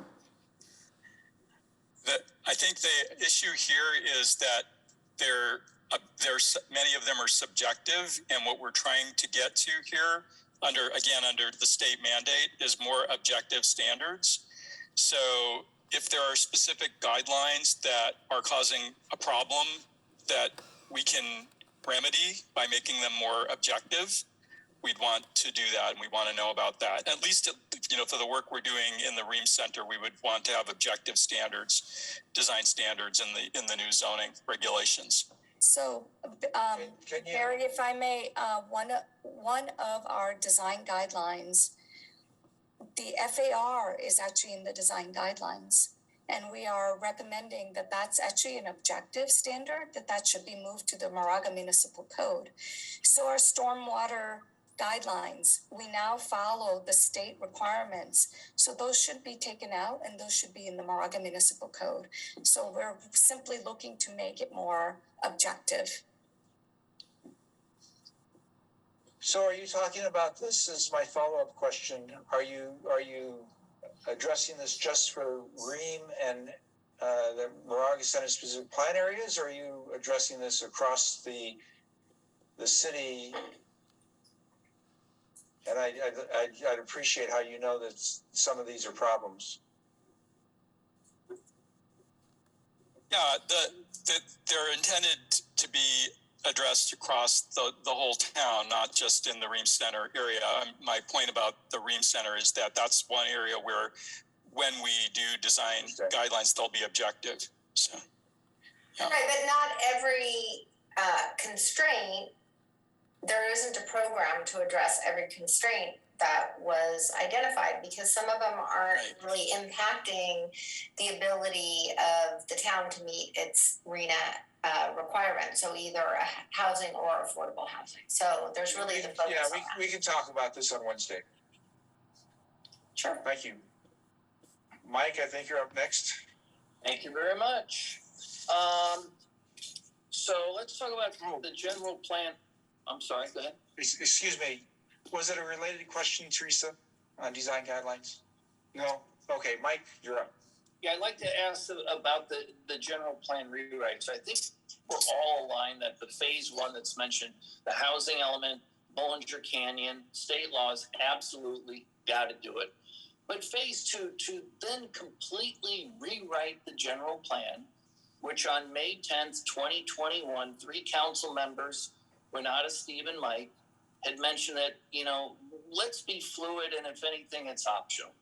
Do we really have to include a phase two full rewrite of the general plan?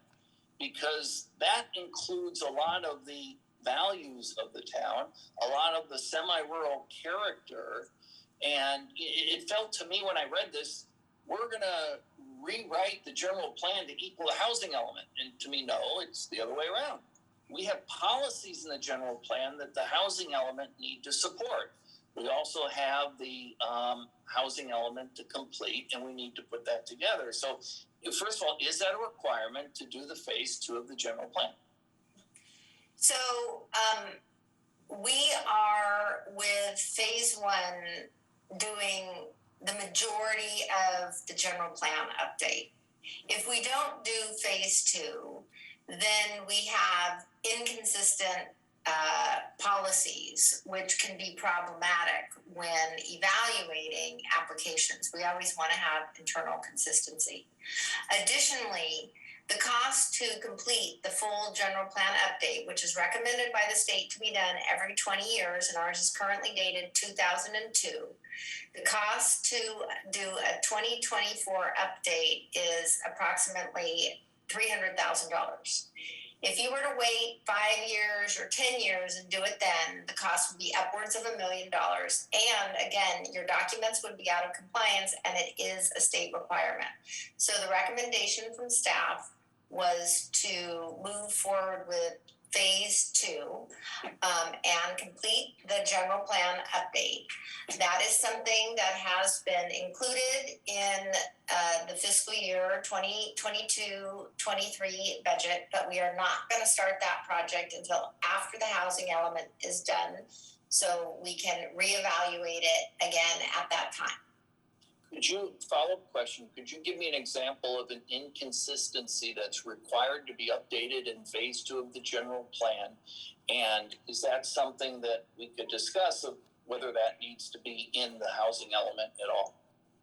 Yes, the safety element. Okay. Okay, so the safety element, isn't that part of the housing element that I just said was part of phase one? And circulation, I would think would go along with that. I mean, aren't all those part of housing elements that need to be updated in the general plan? I'm thinking about phase two being all the other items in the general plan. Hillside and ridge lines, which 4 years ago, we took 5 years, $500,000 to finish. We're gonna redo that again? I mean, it's all these other items that, and I'm just, if there's inconsistencies specifically. I have a related question, Mike. Go ahead. And that related question is, and it so happens that I've been through the general plan update twice. In 1990, on a very peripheral level, it was new to the design review board, so I got to watch the process. And then in 2002, as a member of the planning commission, and my experiences when we update, this question is Cynthia, and maybe Afshan. My past experience is that rewrite is not a redo. It's more of a update, finding the inconsistencies, fixing the inconsistencies, and so in all likelihood, the hillsides and ridgelines probably aren't going to get significantly updated. Is this correct, or you're sharing? Yes, that's correct. We're just looking for internal consistencies of the documents. So we're not recreating it. Go ahead. If I can add to that, just because this is mostly what I do, less housing element, more general plan. We call those tune-ups in the profession, and what you're doing is essentially saying we have data in our plan that's 25 years old in some cases. Some of the 2002 data might even be from the 1990 plan. It's really more housekeeping to make sure that the plan is internally consistent, that it's fresh data, that it's lined up, that it looks like a contemporary plan and not something that was written 20 years ago. The values don't have to change. The basic principles don't have to change. I think we're making those core changes just to reflect what we're doing with the housing element now as part of this process. And it's really just to say when we're at the end of this process, the general plan is going to still be a little bit wonky because there's going to be sections that read like they were written 20 years ago. And this is really just a way of making it flow more evenly and be a more relevant and useful and current document. Thank you. Renata, you're up next. And speaking of wonky and outdated, Barry and Cynthia, does it make sense to take this opportunity? Because I was just looking at some of the programs in particular, and even some of the goals were fairly prescriptive on how they were going to be accomplished, and they refer to things that, while may have been the most modern technology 8 years ago, 2002. I mean, this is stuff from the general plan. Just don't make any sense today. And so, does it make sense to do a little dusting and sweeping and taking out some of these references that are no longer current thing? Like, there's databases all over the place. I don't know if that's the best way to track ADUs. Maybe there's a different way. So your thoughts on that? Is that something that's worth spending time on? Yeah, I mean, I think we've tried to do that in our update of the 2015 housing element. But I do know, we've found, for example, references to pamphlets and brochures, and those kinds of things, which now would be a PDF file online that's downloadable or a link to another website. So yes, if there are things specifically like that we can find out about that we should change, that let us know. But those are the kinds of things in the rest of the general plan that we'd be looking to clean up. And some of that we would do now, as Town Manager Battenberg said. Right. Well, I'm sure I'll bring it up. Thank you. Teresa, you're up. Thank you. And this is kind of a follow-up with what Renata was saying, because I see that goal 7, and I believe it's the last one, is efficiency and conservation. And I think that should not be last. One could say that should be first. So I think that there's opportunities with the programs And I'm delighted that staff mentioned lobbying MCE because they are doing lots of different things, especially with low income in Richmond. But I think that is something that I noticed that we had it down as to look at it biannually. And I think that definitely is an annual thing that we should look at to see what is currently the most important thing that we could be doing. And I think that one thing was supporting, what was it? It was about solar panels. And I don't see a reason with new development that we cannot mandate solar panels. So I just wanted to throw that out as something that I'm sure the people the residents will have something to say about efficiency. I just want to respond to be clear that the current building code requires that multifamily housing include solar. Excellent. Thank you so much. You made my night. Mr. Mayor, So- may I bring up a Yes. timing and scheduling Yeah. issue? You had indicated that public comment would be around 8:30. And I don't know if you're intending to still do that, but if you are, I would respectfully request that we get a quick break before public comment. Yes, please. What I was would like to do is finish the cycle with Sona and myself, questions, then take a 10-minute break, and then go to public comment, if that's Thank okay you. with everybody. Thank Thank you you for very asking the much. question. Sona, do you have another question? I'm good. I'm in support of the break myself. Thank you. Okay, then my question should be pretty short. And that is under chapter 6, program 5, and this is entitled Moraga Center and Ream Center Development Monitoring. I guess my question is, and this is sort of representative of a number of new activities related to monitoring and creating databases and whatever. And I'm kind of like, what is the compelling reason for the town doing this? Are we being dictated to that we have to do this? And if we're not, there should be a compelling reason, because it's going to take staff time and as soon as it takes more staff time, the town manager is coming to the town council and saying she needs more people, and we don't like that. So I can provide some response to the specific program you mentioned. This really, I think this one came out of a conversation that was, at least my takeaway from a conversation we had with the Planning Commission and Town Council about let's not use FAR for regulating development right now, but let's watch in a few years and see what's happening in the town center area, and maybe we might look at FAR in 4 years or 5 years. So I think that's really where these kinds of programs are going. Is they're basically saying we took a little step with the changes to the zoning, but before we take a big step, we want to watch and see how this goes, and if we start to see projects, then maybe we do something differently. It's as much about that, and maybe that doesn't come through in the way it's written, but that was the intent. we can talk about it on Wednesday. It talks about doing it on an annual basis. So Yeah, so there is the annual report to the state that we do every April on how we're doing in terms of our housing element. And the HCD has hired a whole bunch of staff to look at that. So they're going to be analyzing that, and hopefully you guys will all be paying closer attention to it. But the way the housing element is written and the approach is, we want to take this again incrementally. So when we're looking at inclusionary housing, let's start at 10%. Let's see how it works.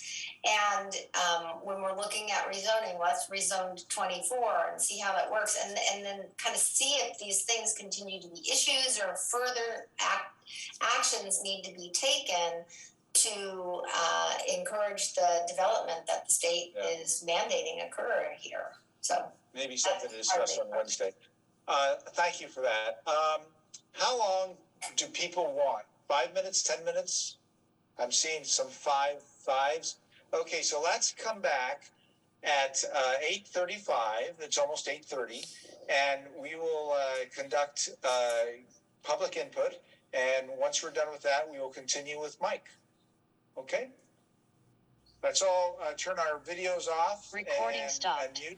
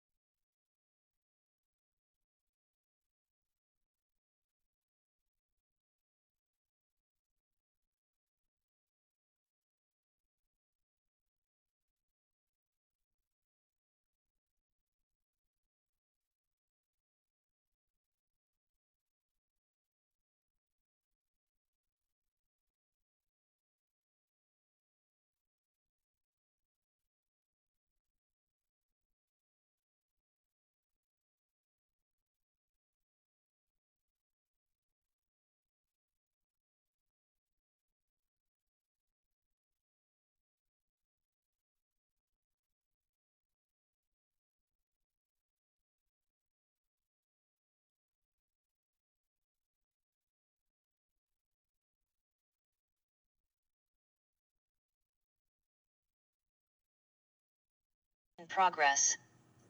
Okay, ready. Thank you. Welcome back, everybody, to the Moraga Town Council special meeting of July 11th. It's 8:36 p.m. We're now going to do public comment.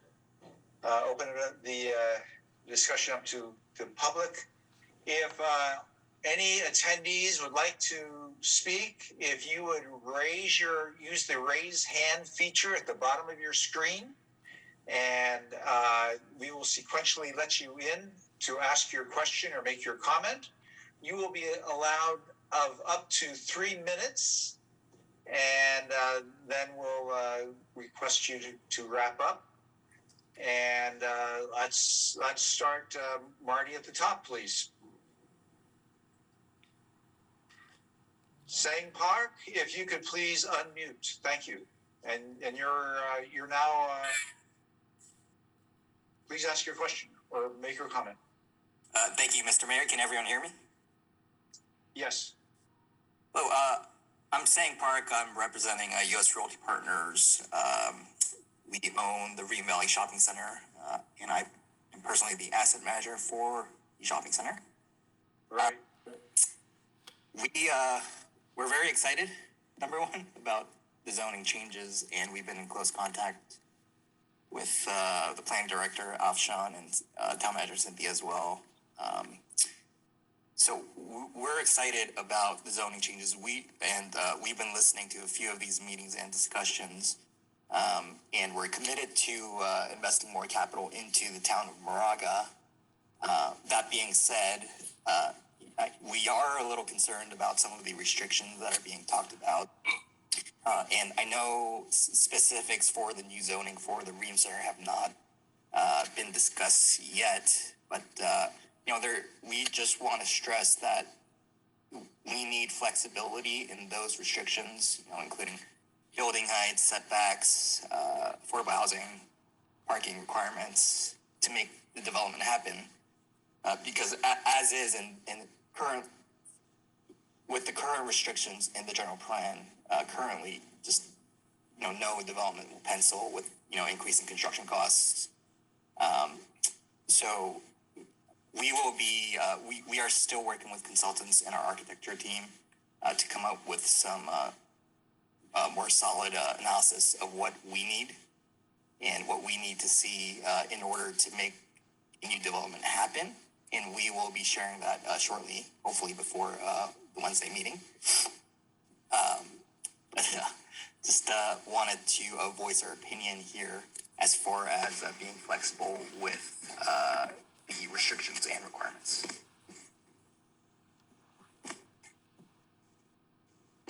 Thank you.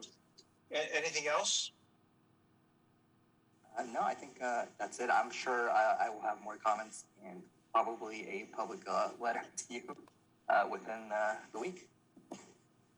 Very good. I look forward to, I'm sure we all look forward to seeing that and working with you guys. Thank you. Okay.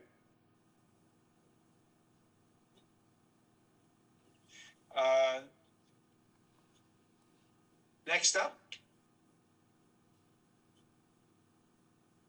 Dave, if you'd unmute. Yes, good evening. Dave Berzoni. I've provided some letters to the Planning Commission and staff, and I hope Town Council has had an opportunity to maybe review a lot of that information. A lot of it pertains to constraints, when I look at the housing elements or ordinances or whatever is going to be modified, potentially modified, or as I come in as a property owner or a developer, I look at the rules and say, okay, what can I do with this? And Moraga in the past seems to be on the same iterative process by implementing inconsistencies in the general plan, so that helps the town in their discretionary hearings. If certain policies are, conflict with others, that gives them greater discretion to approve or deny a project. And I think, in my June 21st letter to the Planning Commission, I kind of complimented staff for addressing a lot of the constraints, or some of the constraints that the Brazonis have been confronted with over the last 2 years. Because after the town's recent implementation process on the Moraga Center specific plan, I talked about a lot of the changes that the town adopted that seemed to be inconsistent with state law, but the town approved them anyway. So in this housing element and in the staff reports, and as part of this draft housing element, they identify some of those constraints. So some of those constraints are actually some of the same issues that I raised back in 2020, saying, hey, you're changing the rules. You're not supposed to be changing the rules. And I just want to make sure the town doesn't keep on doing the same thing year in and year out, because I'm almost 2 years down the process after submitting some applications for Area 14 and Area 15. Okay, and I see, these constraints, and it really stops our ability to come in with not only a good project, but it forces us as a developer to spend huge amounts of time going over, tiny issues with staff saying, well, this is an inconsistency, or you're not doing this correctly. And we just, keep on going over these issues. So one of the first mistakes that the town, whether it's a mistake or not, I want the town to address this conflict that with the Hillside and Ridgeline ordinance, and also with the implementation, Moraga Center specific plan, did the town adopt rules that are in conflict with state law? I just want a simple answer. I want a simple answer from staff or the attorney or whatever, because I would like to build some projects in the downtown, and I don't want to be saddled with burdensome or comments that this is a very difficult process. It should not be difficult whatsoever. It should be fairly straightforward. There are some specific changes that I'd like to see, and those deal with some proposed rezoning. So at least staff heard me on some of this, rezoning. The theater, the property we own on theater, they're talking about changing that from commercial to mixed office residential. Well, I don't have a problem with office, but it is existing commercial there already. So I would not want to have the commercial or retail aspect of that precluded by this new rezoning. Yes. You need to wrap up, Dave. Yeah, okay, and I also have major concerns about taking issues like FAR, which are in design guidelines, and that's exactly what they are, design guidelines. And please do not implement those into the municipal code, because that's what they're supposed to be, and FAR is not supposed to be uniformly applied to every project. So please review the past letters that I've made, because if you can't correct these constraints, these governmental constraints, we're back to square one. Dave, thank you for your input. I hear you. Do we have any other public members of the public who would like to provide input? Nikhil Guerra. Hi, can you hear me? Yes. Yeah, hi. My name is Nikhil Guerra, and I'm a property owner with multiple parcels on School Street. I'm currently a Lafayette resident, but my wife grew up in Moraga. My in-laws still live in the same house that my wife grew up in, which they've lived in for the last 45 plus years. Therefore, everything that Moraga is about, the character of Moraga, is very important to my family. I want to say that up front. At the same time, I'm a developer. Right? I have multiple projects in other cities, including in Lafayette. I most recently completed 2 condominium projects in San Francisco. totaling about 160 dwelling units. And I just want to provide a little bit of perspective here, right? So I purchased my first property on School Street in 2018 and watched in amazement that it's taken over 10 years. It took over 10 years for the Moraga Center specific plan to get aligned with the zoning. So I kind of just sat around and waited for 2, 3, 4 years saying, okay, at some point this is going to work and I can do something with it. And now I'm again at that juncture where I'm trying to figure out, does it make sense to do something now, or does it make sense to kind of wait until the new zoning comes in and have no idea when the new zoning will come in, along with all the other changes with the push and the pulls that it goes through to finally be a viable plan based on which I can run a business. So that being said, I guess what I'm driving home is that it's very hard to get anything done in Moraga.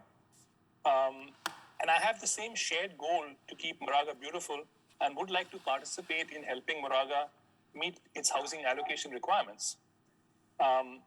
I've spoken with staff, provided feedback, and what they're doing is on the correct lines as far as addressing parking, heights, all the constraints we have which make these projects unviable and non-starters. They're going in the right direction, and I want to support them and compliment them for what they're doing. All that being said, right, if the process and the limitations to develop housing in Moraga remain the way they've been, I get forced to take my business elsewhere, right? I run a business, I'm going to do projects elsewhere, and if it doesn't work here, I'll continue to build somewhere else, and Moraga's not going to get the business, you're not going to get the additional density, you're not going to meet the requirements you need, and there's certainly not going to be any more grocery stores unless you increase the density, which is something everybody seems to want. So that's just a little bit of perspective I wanted to provide. I appreciate the opportunity to speak, and thank you for your time. Nikhil, thank you very, very much. I'm glad you're talking with staff, and I hope we can continue that. If you could, Marty, if you could let Jeff Stone enter, please. Jeff, if you would unmute. And do you have me? We can hear you. Good evening. Hello, my name is Jeff Stone. I am a local developer. I will be on the planning commission for a 57-unit project in Danville tomorrow evening. Projects in Lafayette, Danville, Orinda, Diablo, and I have high-rise projects in San Jose. I do a multitude of different types of housing and different commercial development. I first want to say that staff, Mr. Miller, council, planning commission, and residents did a very thoughtful and well-planned out process to try to understand both the RHNA considerations and how to address the needs of both the community, developers, and understanding legislatively what is happening to our cities and local control of zoning and general plan requirements. So I thought, and I want to especially, the staff and Mr. Miller did an absolute phenomenal job at least trying to understand and weigh both the residents, which I am, and developers' needs, as well as council and future needs for this town. As an infill developer and also a member of and a board member of Save Mount Diablo for 8 years, trying to protect our hillsides is one of the main reasons that I moved here. And to efficiently, legally, and properly zone for future RHNA requirements means that infill projects are necessitated so that we can protect our hillsides and not lose local control, so that our flora and fauna is overtaken by unnecessary development that puts density at our hillsides and loses our trails. The balance and charm of driving into our town for me personally is when I get to our green hills and I can take one of my 3 daughters out for a walk in our green hills so easily out of Fernwood Drive. That is something I don't want to lose. I have not developed in Moraga. I've developed in multiple towns, Lafayette, Danville, and starting to see Orinda making moves to encourage development in their towns and cities, understanding and notating that RHNA requirements are going to continue to take away our control. If you can properly, and I think this draft is a good start at providing us developers with objective development standards, zoning objectives, clear rules, concessions and waivers based off of bonus that allow us to clearly understand and notate the underwriting on a project. It allows us to properly understand our entitlement risk, our finance risk, our construction risk, and then we have to take our market and sales risk. But by taking and helping us understand our entitlement timeframes and what we can and can't build, you're encouraging developers to actually come here, work on infill projects, and actually build a community, and hopefully for my family, a few more restaurants and a few more grocery stores, so that we're not stuck with the same retail environment that we've had for so long. Now, with that said, I still like that, so I won't hate on it too much. But the goals of what you're working on are incredibly important, and I commend each one of the groups and the stakeholders for at least trying to weigh what would otherwise be a very difficult process, because residents have a hard time seeing change. So thank you for your work so far. Jeff, thank you very much for your input, and I hope you are successful, including in Moraga. Thank you. Marty, if you would let Linda Deschambault enter, please. You're on, Linda. Good evening. Good evening, Mayor and council members. I loved what Jeff just said. I think we should sit down for a cup of coffee sometime. I think there's a great, stretch here for Moraga, trying to figure out how to do both things. And 1,100 new homes is, it's a lot. I'm a 32-year resident. I'm a former mayor. I'm an environmental scientist. I like to protect open space. And so I do support infill, and I do support what you're trying to do. But what's really missing for me is I just am not seeing much along the ways of sustainability and equity. And I'm quite confused, because I was very active in Lafayette just last month, and they put their draft housing element alongside their draft EIR. And it was pretty clear how they were looking to mitigate and doing things like requiring electrification of new homes and purple pipe in new homes and a lot of things. So I'm not quite sure. I'm a little baffled where this all will come together for you, but it seems difficult to wait until November to do an EIR. And yet I hear it's a program EIR and it'll be done development by development, but that also seems contrary to CEQA, that does not allow you to divide up projects when you know exactly where they're going to be headed. So we know we're headed to 1,100 new homes, and we know that they're going to be very crowded. I've got 2 units here on Donald Drive, very crowded on half an acre, and I just can't imagine putting 10 more on my lot. So even going from the 20 DUA to the 24 DUA that we're talking about adds a 4th story, I believe. No one's saying that, and there's some pictures in the report that I think look closer to about 7 or 8 dwelling units, but 24 dwelling units is going to be really difficult for you guys to mitigate. And how's that going to look, and where's that coming in this process? I don't see there's space for bioswales or things like that if we're limiting 40-foot setbacks.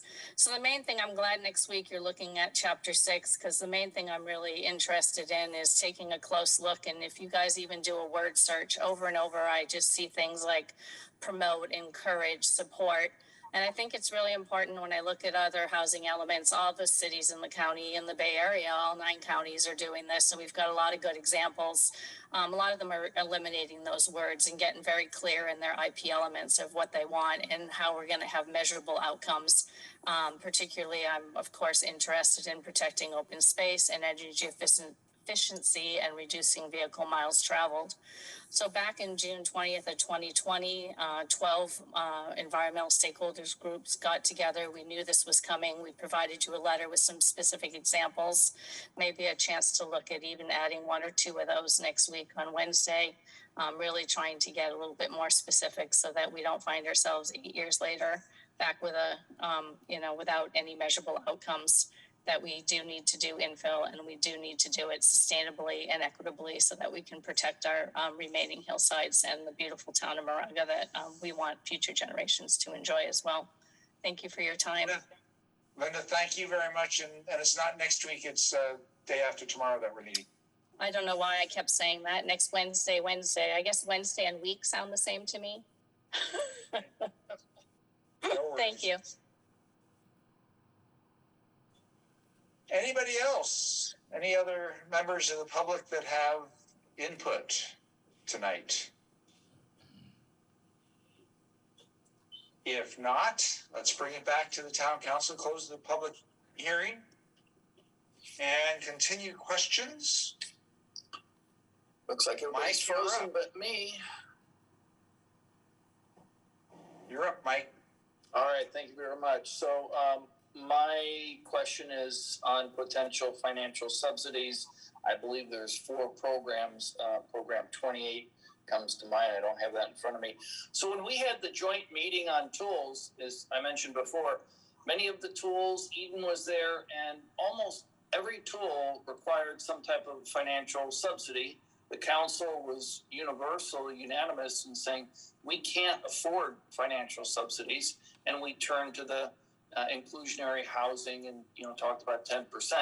So and there was no staff comment that that's necessary or required. So I'll go back to my approach here: is do we need to include it? And I'm very worried about setting expectations with the state. We will potentially, possibly, and then they come back, well, where are your subsidies? So do we really need to have that in this document?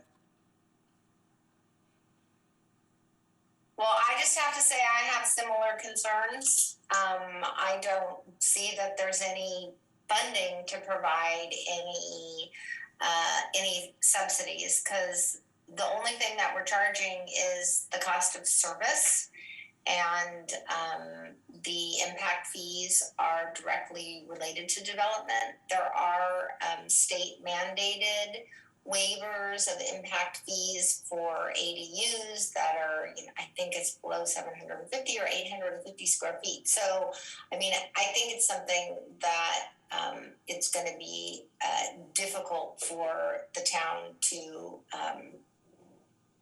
provide financially. With the mayor's permission, may I ask Mike a clarifying question, just so I know what he's talking about? Me? Oh, yes. Mr. Mayor, is that okay? Sure. Yeah. Mike, are you talking about like 29. For example, program 29? He's talking about 29. Yeah, I'm Okay. sorry, I missed.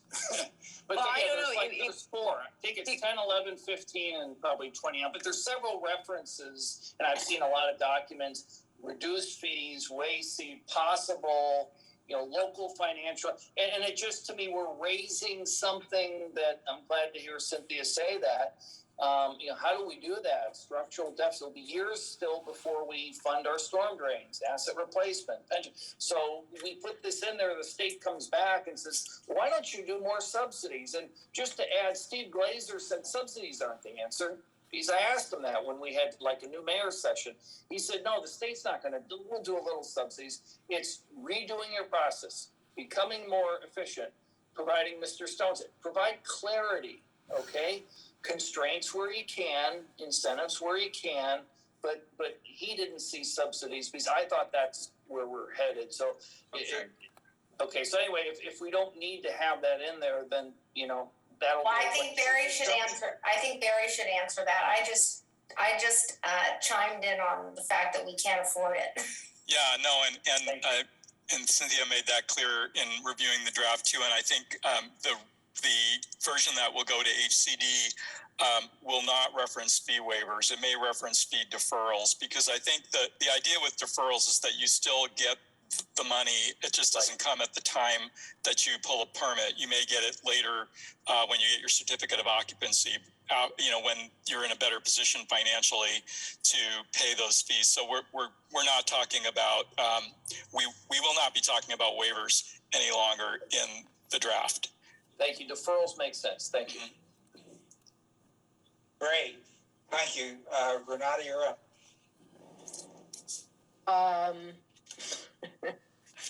Thank you, Mr. Mayor, and I just forgot, my question was related to what Mike was asking about. Oh, yeah, I know.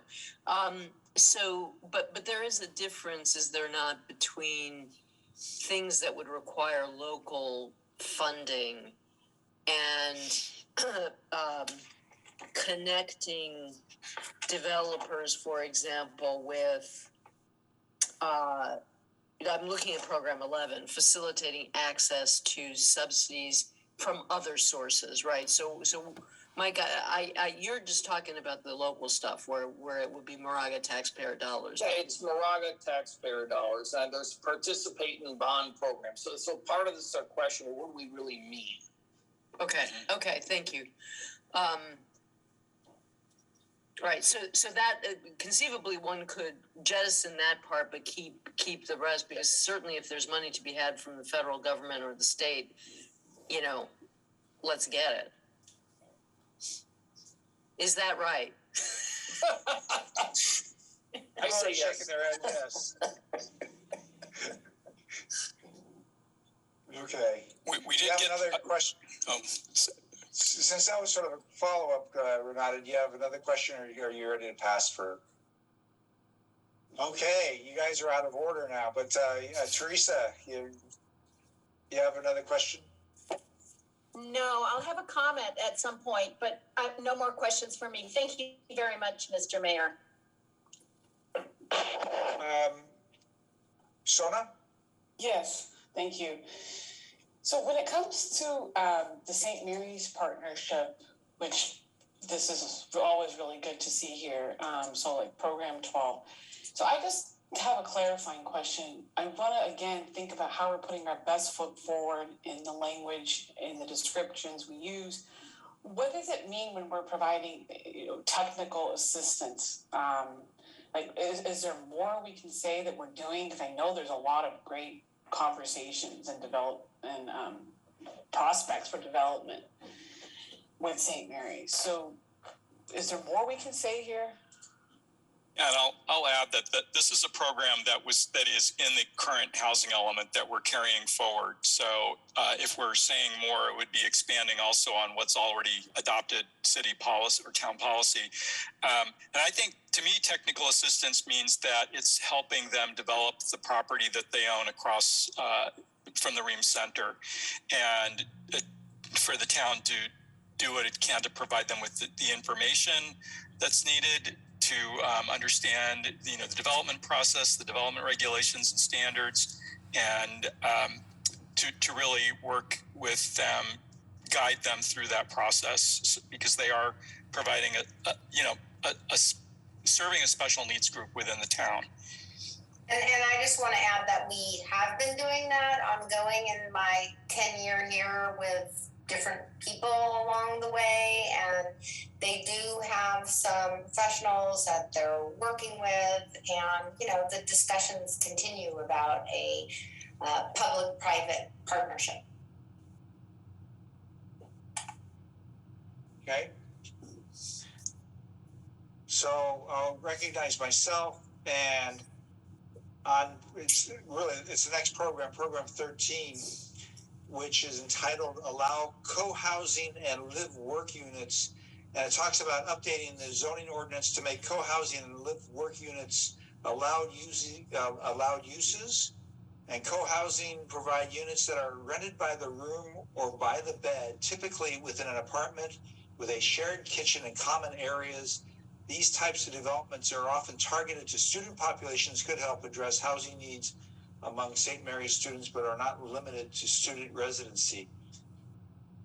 Can you put any meat on this? Substance examples, and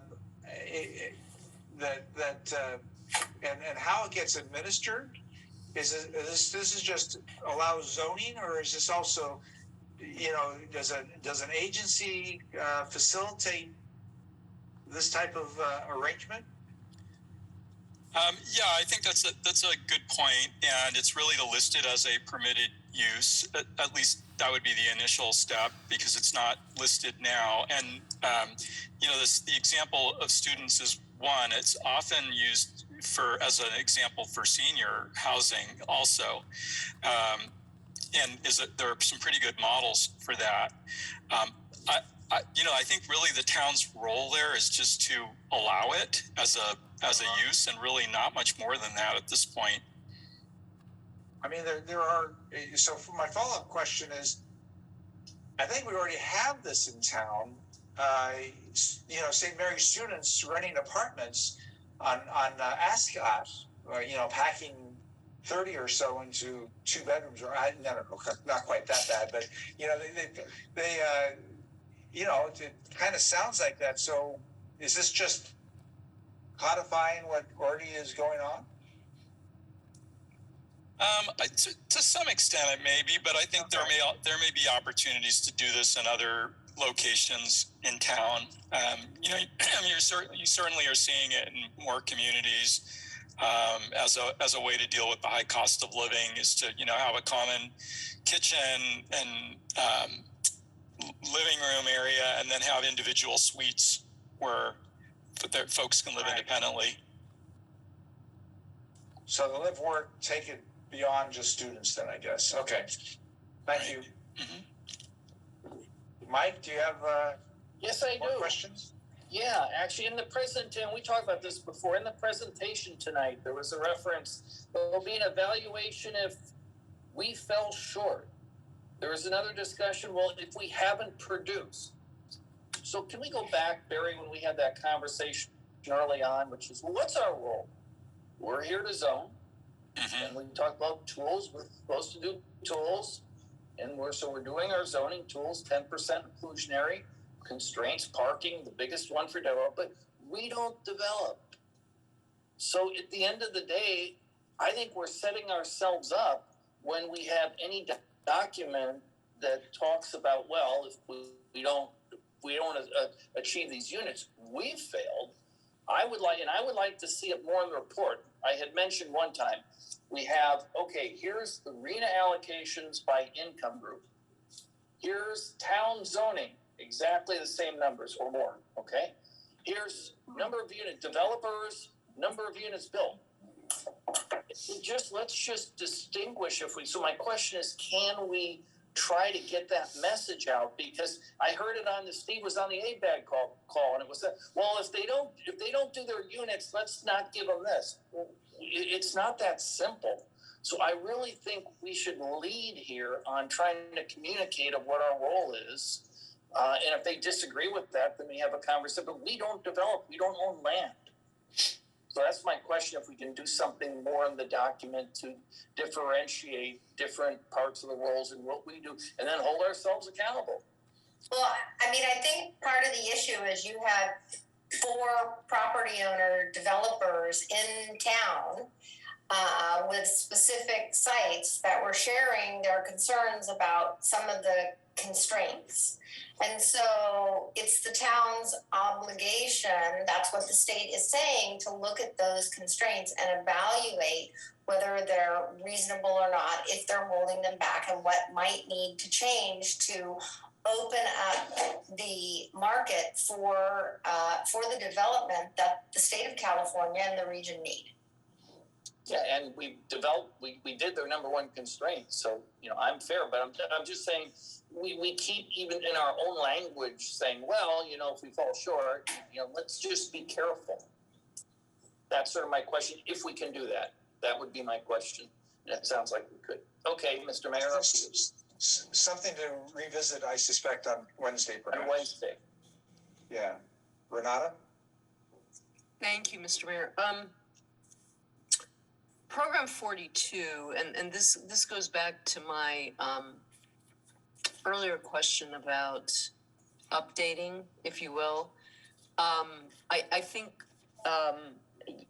does it make sense here as well to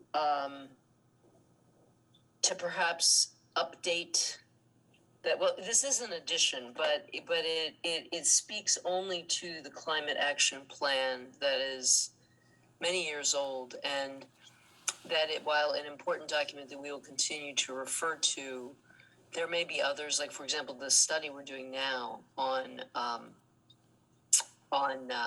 energy conservation and storage at our town facilities. And I could imagine in the next 8 years we'll do others that will be related to sustainability. So does it make sense to sort of not tie ourselves only to the climate action plan, but rather make this a little bit broader and say that, that we have an overarching goal of sustainable residential development, and then, whatever is relevant to that falls under it, which would include the climate action plan, but is not the only thing. Does that make sense to do? It does. Yeah. And I think that also addresses some of what we heard from the last speaker too, which is that we haven't really focused on sustainability in this document. Yeah, I think it also doesn't limit us to what what was in the plan that was developed years ago and not adopted by the council, but allows us to be a little bit more nimble and adjust to what is current. So we can make some red line adjustments to that. I mean, if my fellow council members agree. Well, we can confirm that Wednesday night, but I think you probably got several thumbs up on that one. Teresa, do you have a question? I do have a question. Thank you. And Renata, I completely agree. I am one with the huge thumbs up, 2 thumbs up for that one even. My question is, maybe it's for Barry or Cynthia or Afshan, I don't know. When we look at this housing element, you know, we're doing all of these things for this housing element, and it looks like, you know, when you look at the Moraga Center specific and you look at Ream, that's really dense, assuming this gets built, which I hope it does. And we're going to have another housing element in 8 years. And I'm wondering if we are going to have any room whatsoever, besides just a few spots in the Ream Shopping Center, for the next housing element. And so I'd like to find out what Barry is thinking for his next job with Moraga in 8 years. Thank you for that vote of confidence. Yeah, so we haven't designated every one of those sites in the shopping center in either of the MCSP or the Ream Center for housing. We've kind of cherry picked what we think are the best sites at this point for housing opportunities. But for example, the whole southern half of the Ream Shopping Center, yes, right, where Home Goods is, and the couple of stores to the north. But we're not rezoning any of that. So that's our reserve in the event we need additional sites in the future. There are sites within these areas that are being rezoned that aren't being called out as housing opportunity sites now that could be called out in the future. So, and we can carry over sites that are not developed in this cycle. And I would say it's unlikely that the town will develop all 1,118 units in the next 8 years. And that additional, we can carry over any sites we don't use because we're allowing by right development through these new zoning tools that we're using. Okay. So Thank you. Sure. I feel much more confident in that now. Appreciate it. Thank you. Sona? I'm good for right now. You're good for right now? Okay. I lost it there for a minute. Just a minute. Fine, It's maybe really sort of- can I add a little something to what Sure. we just talked about in terms of the 7th cycle? You know, we're seeing the state with some very stringent requirements and, you know, what many consider overarching involvement and really taking away local land use control, because cities have not been developing housing, and this has been occurring for decades, and it's created a huge issue, and it's created traffic issues I remember 20 years ago when people were buying out in Tracy. But, you know, there's a question about where we're going to be 8 years from now, because hopefully with all these changes, there will be some more housing developed. And we also don't know what's happening in terms of population in California. I think the last 2 years was the first time there's ever been a decline in population. So who knows? Mm-hmm. Thank you, Cynthia. So I'm going to ask a question that applies again to Program 13, which is allow co-housing and live-work units. And then there's also Program 19, which is shared housing, which is sort of a variation on that, including for lower-income seniors and persons with disabilities. How do these two programs contribute towards achieving our arena goals? The short answer is they don't. Not all of the programs are intended to meet the RENA goals, but housing element law requires that you do more than just meet the RENA goals. I mean, part of this is providing sites for new housing. Part of this is meeting your special needs population. Part of it is affirmatively furthering fair housing, and part of it is conserving your housing stock. So there's multiple objectives of the one we always focus on is the RENA because it requires land and zoning. Right. But there are other goals. Yeah, it's obvious from some of these other ones. That's exactly correct. It's complexity I don't necessarily like, but I guess that's reality.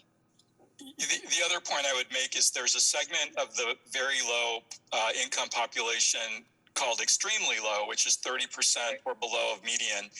And it's very hard to build new housing for that segment. And so we are, in most cases, looking at things like room rentals for folks who, may be making minimum wage and can't afford an apartment, even a subsidized apartment, to rent a room in a house that is much more reasonably priced, or trade caretaker services and so forth for housing and so forth.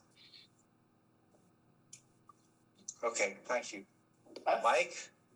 Yes. Oh, I'm sorry, Sona, you had your hand up? Can I just follow up on that exact one now that we're looking at it in terms of shared housing? So this is something like I have about this program, but also in general, like when we see the time frame, this is something very prescriptive about connecting 10 Moraga residents with shared housing participants. I mean, I like the program 19. I think this does help us meet other goals, but I don't know how prescriptive that needs to be versus like the more general time frame. But I'd like to understand that from you. Yeah, this is one of those cases where the state is looking for quantified objectives for every single program. And some of them, I admit, seem a little random. I think 10 is a round number and it's a low number, and it's a number we think can be attained in 8 years' time. Okay.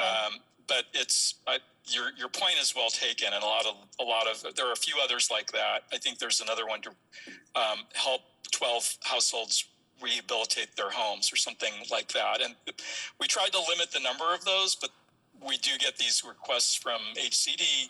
Make it measurable. I see. Yeah. Okay.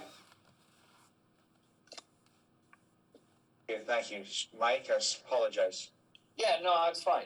So one reaction I had looking at all the programs, I think there was 40, and many times funding said general fund. So I'm just sitting here and I'm wondering even if we wanted to, can we accomplish all of these programs with our existing resources?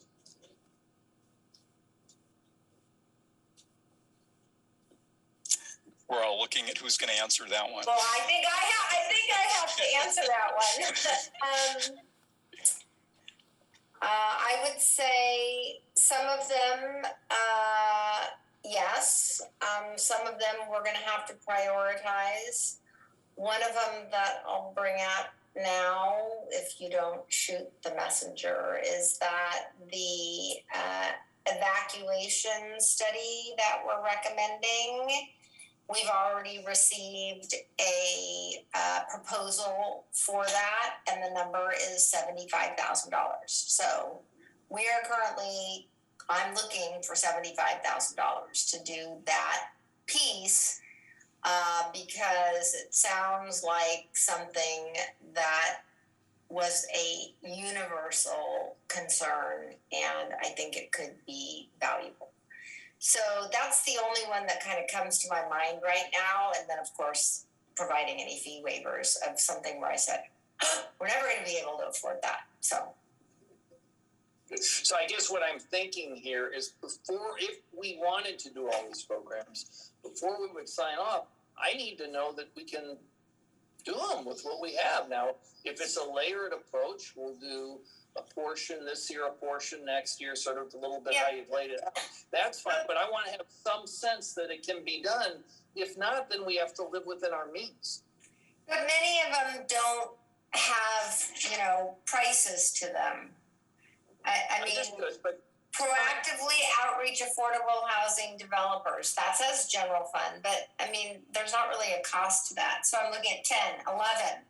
Facilitate access to affordable housing subsidies. A lot of that is just, sending them to the county. It says general fund, but there's no cost. So I think that it might be a little misleading because were we required, Barry, to put down potential funding sources? Yeah, you have to identify a funding source for each. What I've seen communities do is they will list staff time instead of putting the words general fund. And I don't know if that makes it easier, but many of these things are part of the function of a planning department anyway. Planning departments do outreach to developers and look for funds for some of these programs and work with residents to address housing issues. It's the day-to-day operations.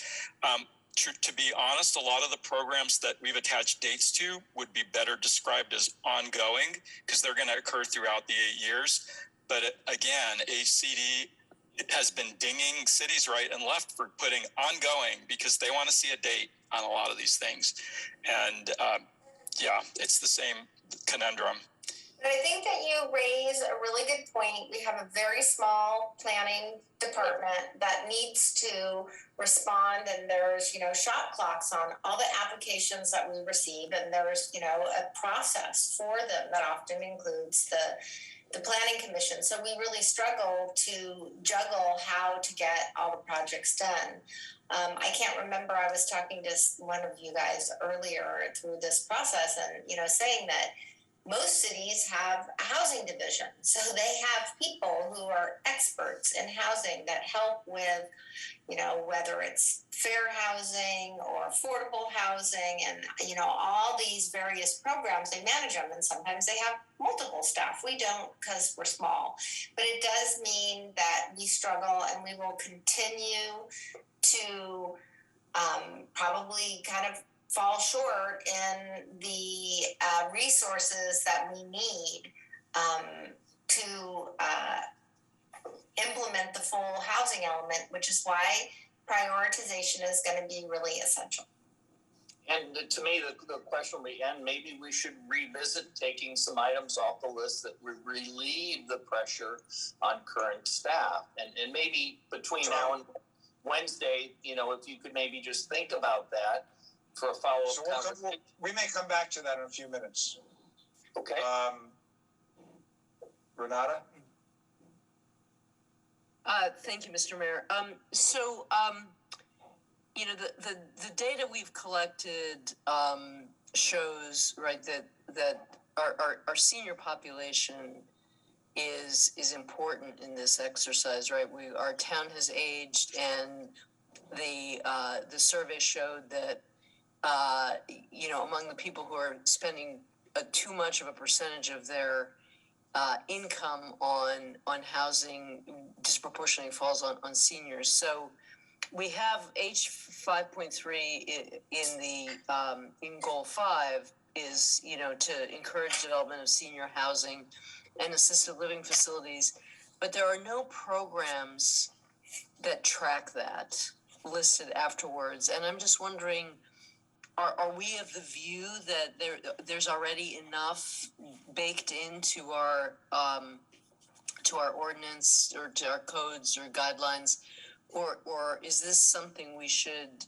be adding, like, for example, in the allowance for special housing types under program 36? Is that something that should be considered?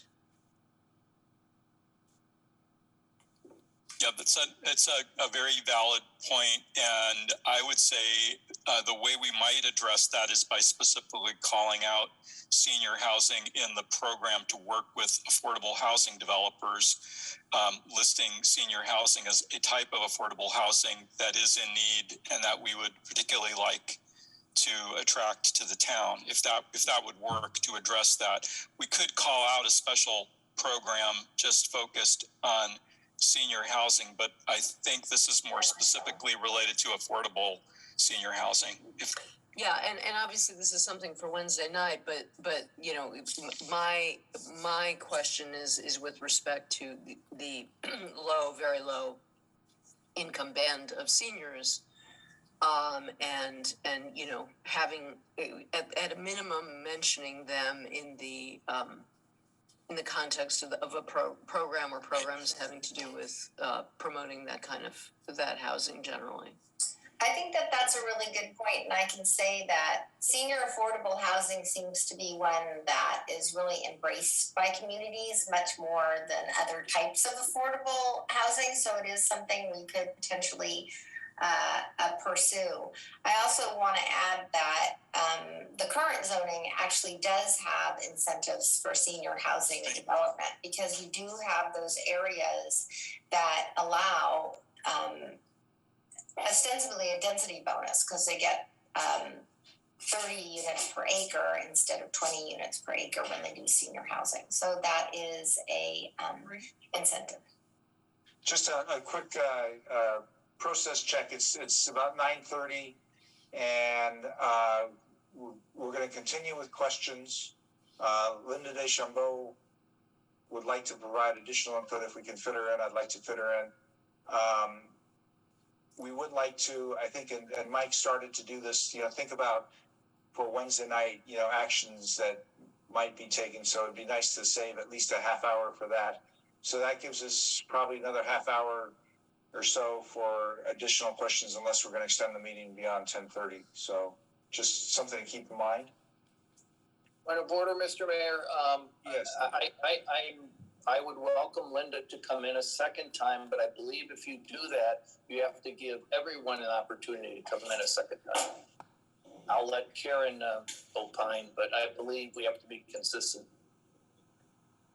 Yes, I agree that it would be good to be consistent if other folks want to speak a second time as well. And I believe people will have an opportunity to speak again on Wednesday. Yeah, she just lowered her hand. Okay. Sorry. You caught me. You know, you don't get to ask the right questions. Teresa, do you have, you're good? Sona? Yeah, I think this is probably one of my last questions here. So I would like just need a little bit of education about renters. You know, we want to open up opportunities for more renting, and we've called that out in terms of different types of housing, including rentals. Is there actions that towns and cities can take around rent control? And is that something that we need to think about at all as we think about, you know, if you want to attract people and you want to attract renters, well, you also want to protect them from their rent going up and up and up and up, and then they're displaced again. I just don't know if that's something we need to be talking about as part of our housing element, or that's not. It's up to the council. I would say at this point, you may not want to address that. It's really a separate policy issue. Okay. We have heard from renters in this process. I would say we didn't get the kind of overwhelming push for that at least I will speak for myself as someone doing 4 housing elements right now, that in, for example, in Albany, where I'm also working, we had just a huge amount of input that particular community needs more renter protection. And there is a program in their element to keep studying the options for either just cause for eviction or rent control or anti-tenant harassment rules. It's a big topic area, and I don't think the state is going to comment that you need to address that unless they hear from a housing advocacy group that it's something they want you to look at. It's also a big resource requirement. I mean, you need to have staff, you're setting policy, you're following up, there's hearings. I mean, it's a lot. Yeah. Okay, that's helpful to understand. Yeah, I think where we can, where guiding people to the county resources because they're already established there. Thank you. Mike, and I want to sincerely thank you for calling out the issue with allowing extra Sure. extra bats at the plate. Do you have any more questions? I have one more. One more. My last one, believe it or not. Engagement, and I think during this process, as I said, staff, off shop there, you've really done an outstanding job on engagement, but specifically on this last round, I see some items that I'm thinking would have gotten a pretty intense feedback from residents. So I'm wondering, did you actually, we've talked about modifying some of this, but did you actually mention to residents and get feedback on increasing densities throughout the town, dealing with constraints by perhaps revising scenic corridors and reducing setbacks, promoting, at least at the time, SB 9, single families in multiple families in single family neighborhoods, financial subsidies using their tax dollars, and doing a full rewrite of the general plan. Did you actually have sessions and mention these items to them? So we definitely addressed the increase in density in the two commercial areas. I guess I would like clarification on when you refer to increasing densities throughout the town, because there's not any specific proposal to increase densities outside of those two areas. Promoting SB 9 would have been an example. Okay, yeah. So I don't believe we had a conversation about promoting SB 9, although SB 9 definitely came up at our meetings as a state law that some folks don't like. Yeah. Okay, but these other items, did we get into the financial subsidies and scenic corridor revisions and setback revisions? I'm not sure we spoke specifically about the scenic corridor issues at the workshops that we did. But we did speak about it at the planning commission meetings, and Right. the draft is out for 30 days. So that was released on June 28th or 29th it was posted. It's been widely distributed, and we're accepting comments through July 30th. So there's still time to provide comments and input. Thank you. As a follow-up question to that, are there plans to actually hold workshops of any sort on the, what actually gets sent to HCD? Maybe not at this time. No plans for such. No. I'm seeing no desire for that. Okay. There will be more meetings in the future. I mean, as we continue with different versions of the document. But we've taken and provided you the planning commission comments, and we're looking for comments from you. I was going to add too. Sorry. Go ahead. Okay. No, go ahead. No, Barry, go ahead. There'll also be more community engagement around the Ream Center rezoning. That's another area where, as we develop objective standards and zoning, will be, that will require some additional input and vetting. So there's a lot more public meetings. There's public meetings to discuss affordable housing. There's public meetings for the EIR. There's going to be a lot more meetings and community engagement. It's a huge topic. There's been some discussion about having a engagement meeting that would include developers. Okay. Bernardo, do you have any more questions? It was nice that there were 4 developers here tonight to speak to you and provide input. I think that was Absolutely really fabulous that they did. I agree. So Bernardo, no. Teresa, anything else? Sona, nothing else? Well, Teresa's raising her hand. You're muted, Teresa. Now I'm not.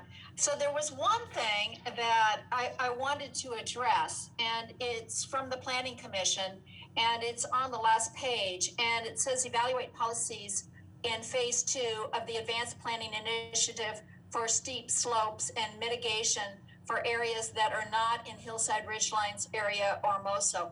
And I just want to kind of put that to bed, because what we've been trying to do all of this time is having all of our focus on infill.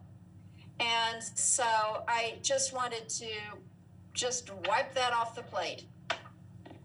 And I would imagine, I would like to hear what other council members think about that as well.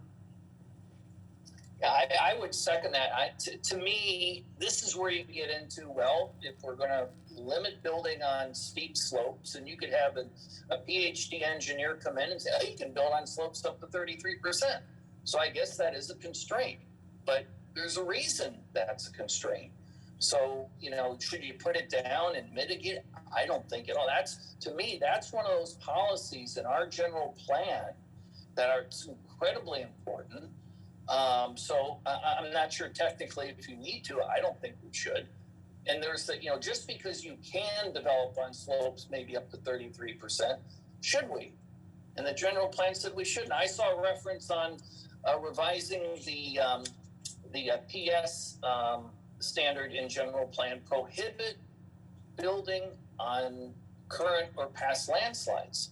And I remember I had a colleague on the planning commission who said, well, I work for a development company. Oh, we can do that, no problem. You probably could do that, but should we in Moraga be approving development on existing or prior landslides in that area?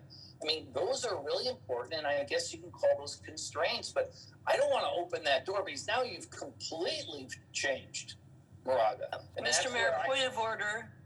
We're having a discussion here. These aren't questions. But point of order, she asked for feedback, and I'm giving her my feedback. Okay. But this is for discussion time. These are not questions of staff or Barry. Teresa asked for feedback on her perception of this, and I gave her feedback. Which is what we do during our discussion on Wednesday. Right, Wednesday. Yeah, thank you, Renata, I was distracted. I do have one more question.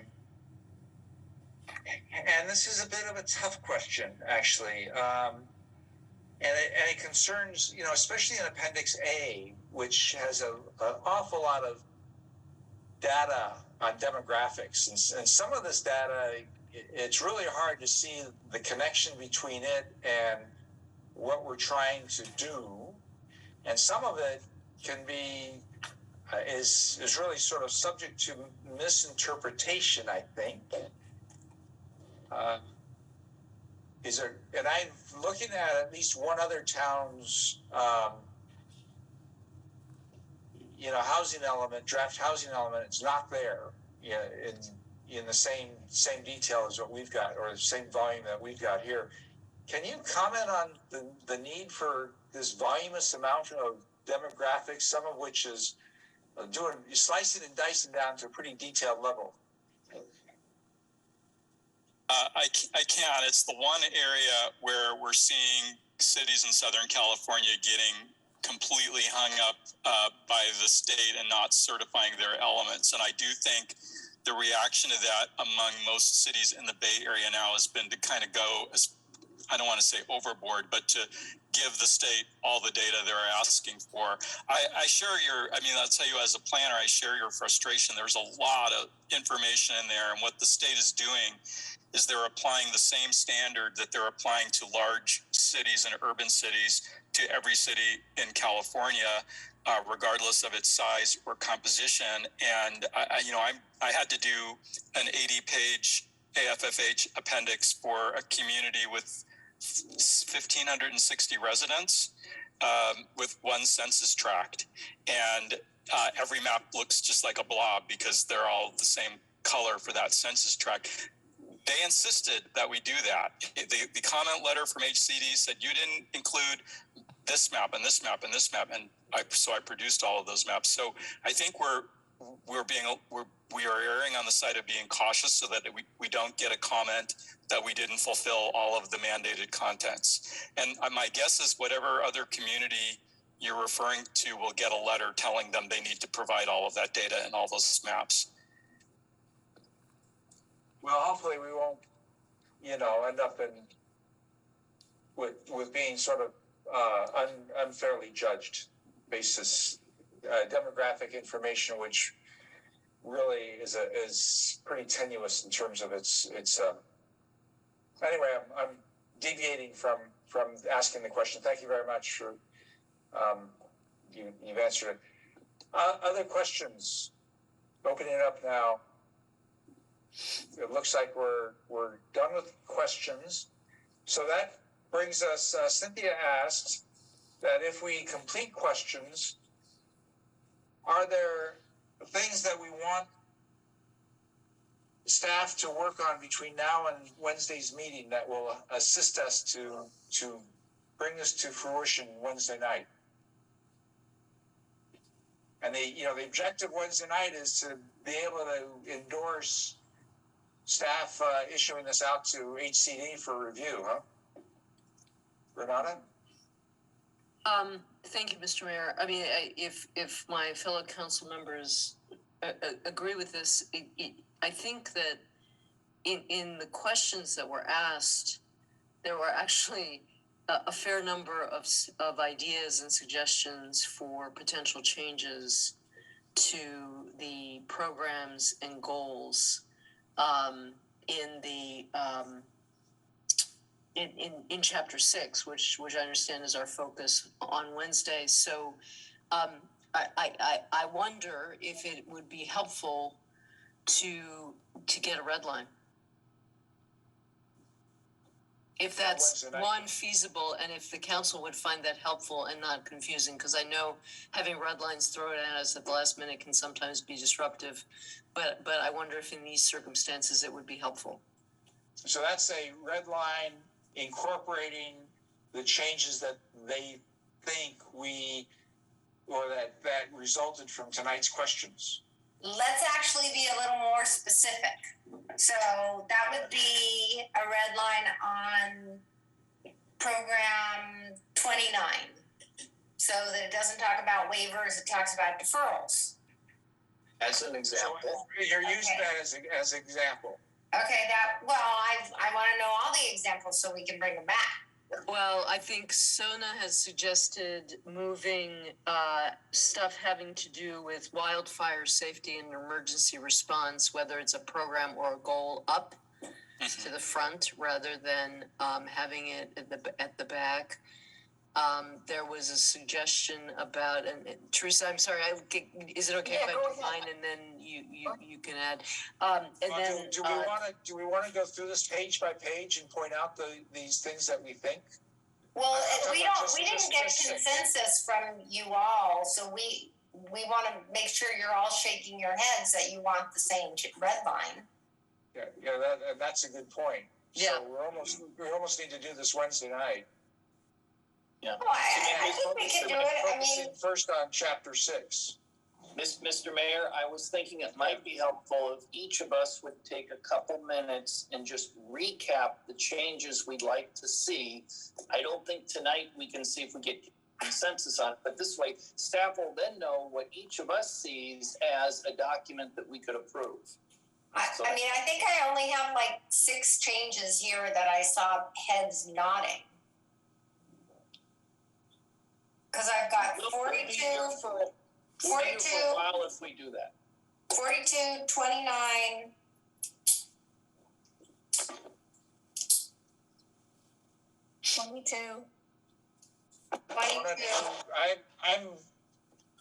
I think we're getting into Wednesday night type of thing, and we're not going to have heads nodding.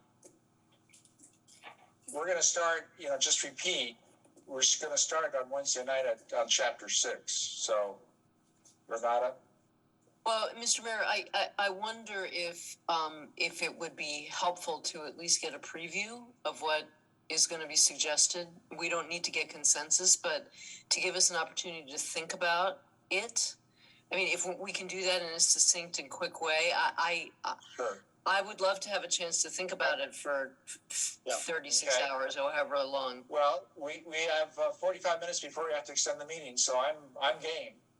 Yeah, and that So was my what I think I'm suggestion. hearing is just on a qualitative basis, identify by going through chapter 6, those items that any individual feels needs to be modified. Is that correct?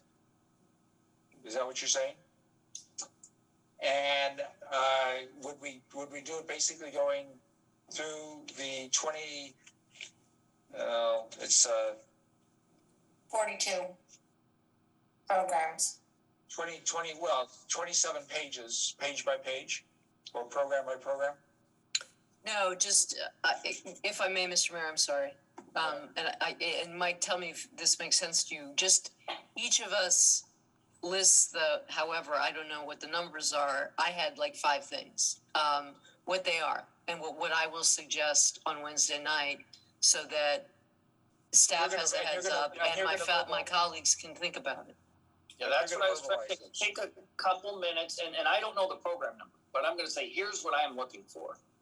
And I'm gonna have maybe 7 items, and everybody will have a few, and we don't know if we have consensus, but if I'm staff, that would be helpful. Say, okay, well, here's what each of us thinks we would like to see to approve the document. And then So I'm hearing Wednesday, 2 things. One is helpful to the town council to understand what our fellow town council members are thinking, and then second, is it helpful to staff, or do they want to go home and go to sleep? Staff, or what would you like to hear from us? We would like as much input as we can possibly get, because we really need you to make a motion so we can submit this working draft following Wednesday's meeting.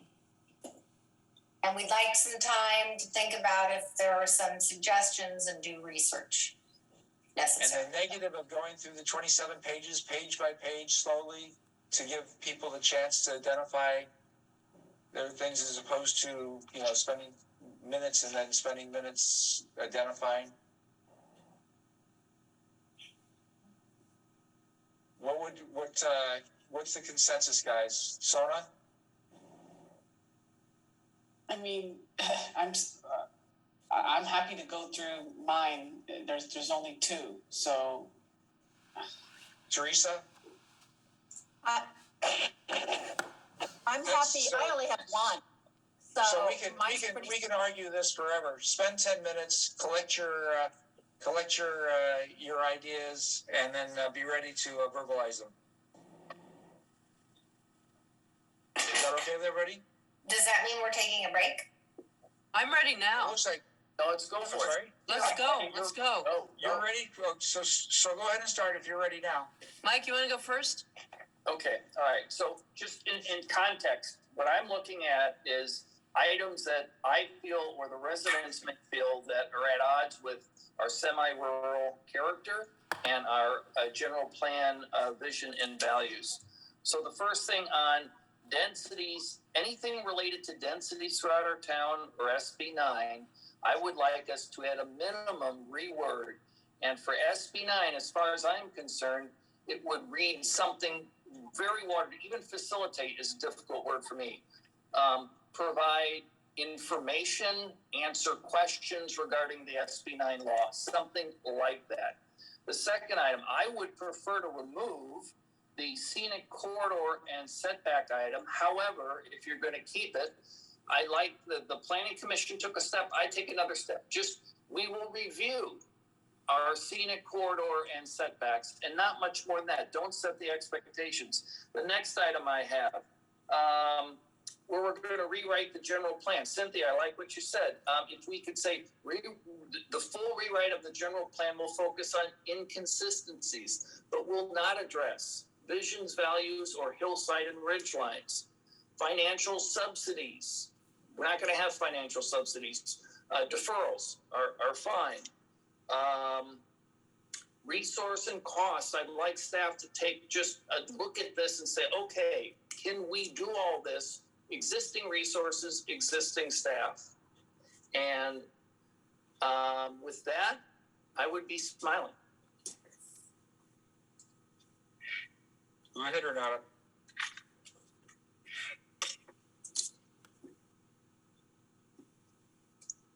Thank you. I need to make sure I found my notes. Okay, here were the things that I came in with, and I apologize if they're duplicative of what others are going to say or have said. I would Actually, it's helpful if it's duplicative, so we know that there's a majority. Thank you. I would move H 3.7 and 3.8 up to 3.1 and 3.2. Those are the wildfire prevention, response, and evacuation capacity goals. I would add H.3.9 as recommended by the Planning Commission. On program 14, which is inclusionary housing, I had some wording changes in addition to the ones that were, I liked what the Planning Commission recommended, but I would also add, put words like consider adoption of an inclusionary zoning ordinance. I would, program 17, ADU database, anything referring to databases, I would eliminate that, and any, sort of prescriptive, outdated things like brochures and pamphlets. On program 21, the Reams Center Public Realm Plan, I would accept the Planning Commission change, which is to make sure that the Reams Center area is as defined on the general plan map. Program 22, services by right and residential uses. Sona made this point. We should clarify that this is for medium and high density areas only. Program 25, wildfire safety and emergency planning, move it up to the front, make it program 14. I echo Mike's point, take out any fee waivers or anything that's a subsidy. Deferrals are okay. Program 31 on grants, the Planning Commission had made some wording changes. I would accept those. That was just putting the town will actively pursue grant funding instead of just pursue. On scenic corridors, I would accept the Planning Commission changes and then again do a little bit of softening, to sort of continue to analyze amendments to the town scenic corridor regulations. And then on the Climate Action Plan Program 42, I think I had made this point in my questions, but I would retitle it as Program 42 Sustainable Residential Development. To the extent feasible, the town will continue to promote sustainable residential development and implement measures to improve energy efficiency and reduce utility costs of residential buildings. So what that does is just eliminate reference to the specific reference to the Climate Action Plan. I would then, on objective, say it's sustainable residential development. On time frame, Barry, say ongoing. I know you're not going to like that, but if we can get away with it there, that would be great. And then on responsibility, I would say all. Those would be, and then on the senior housing, let's see if we can put some meat on those bones, but maybe wrap that into some of the existing programs. It's a little more than 5. I can't, that's right. For an engineer, I'm lousy at counting. Couldn't resist. Teresa, you have any? Yeah, so I agree with what the Planning Commission said about scenic corridors and setbacks.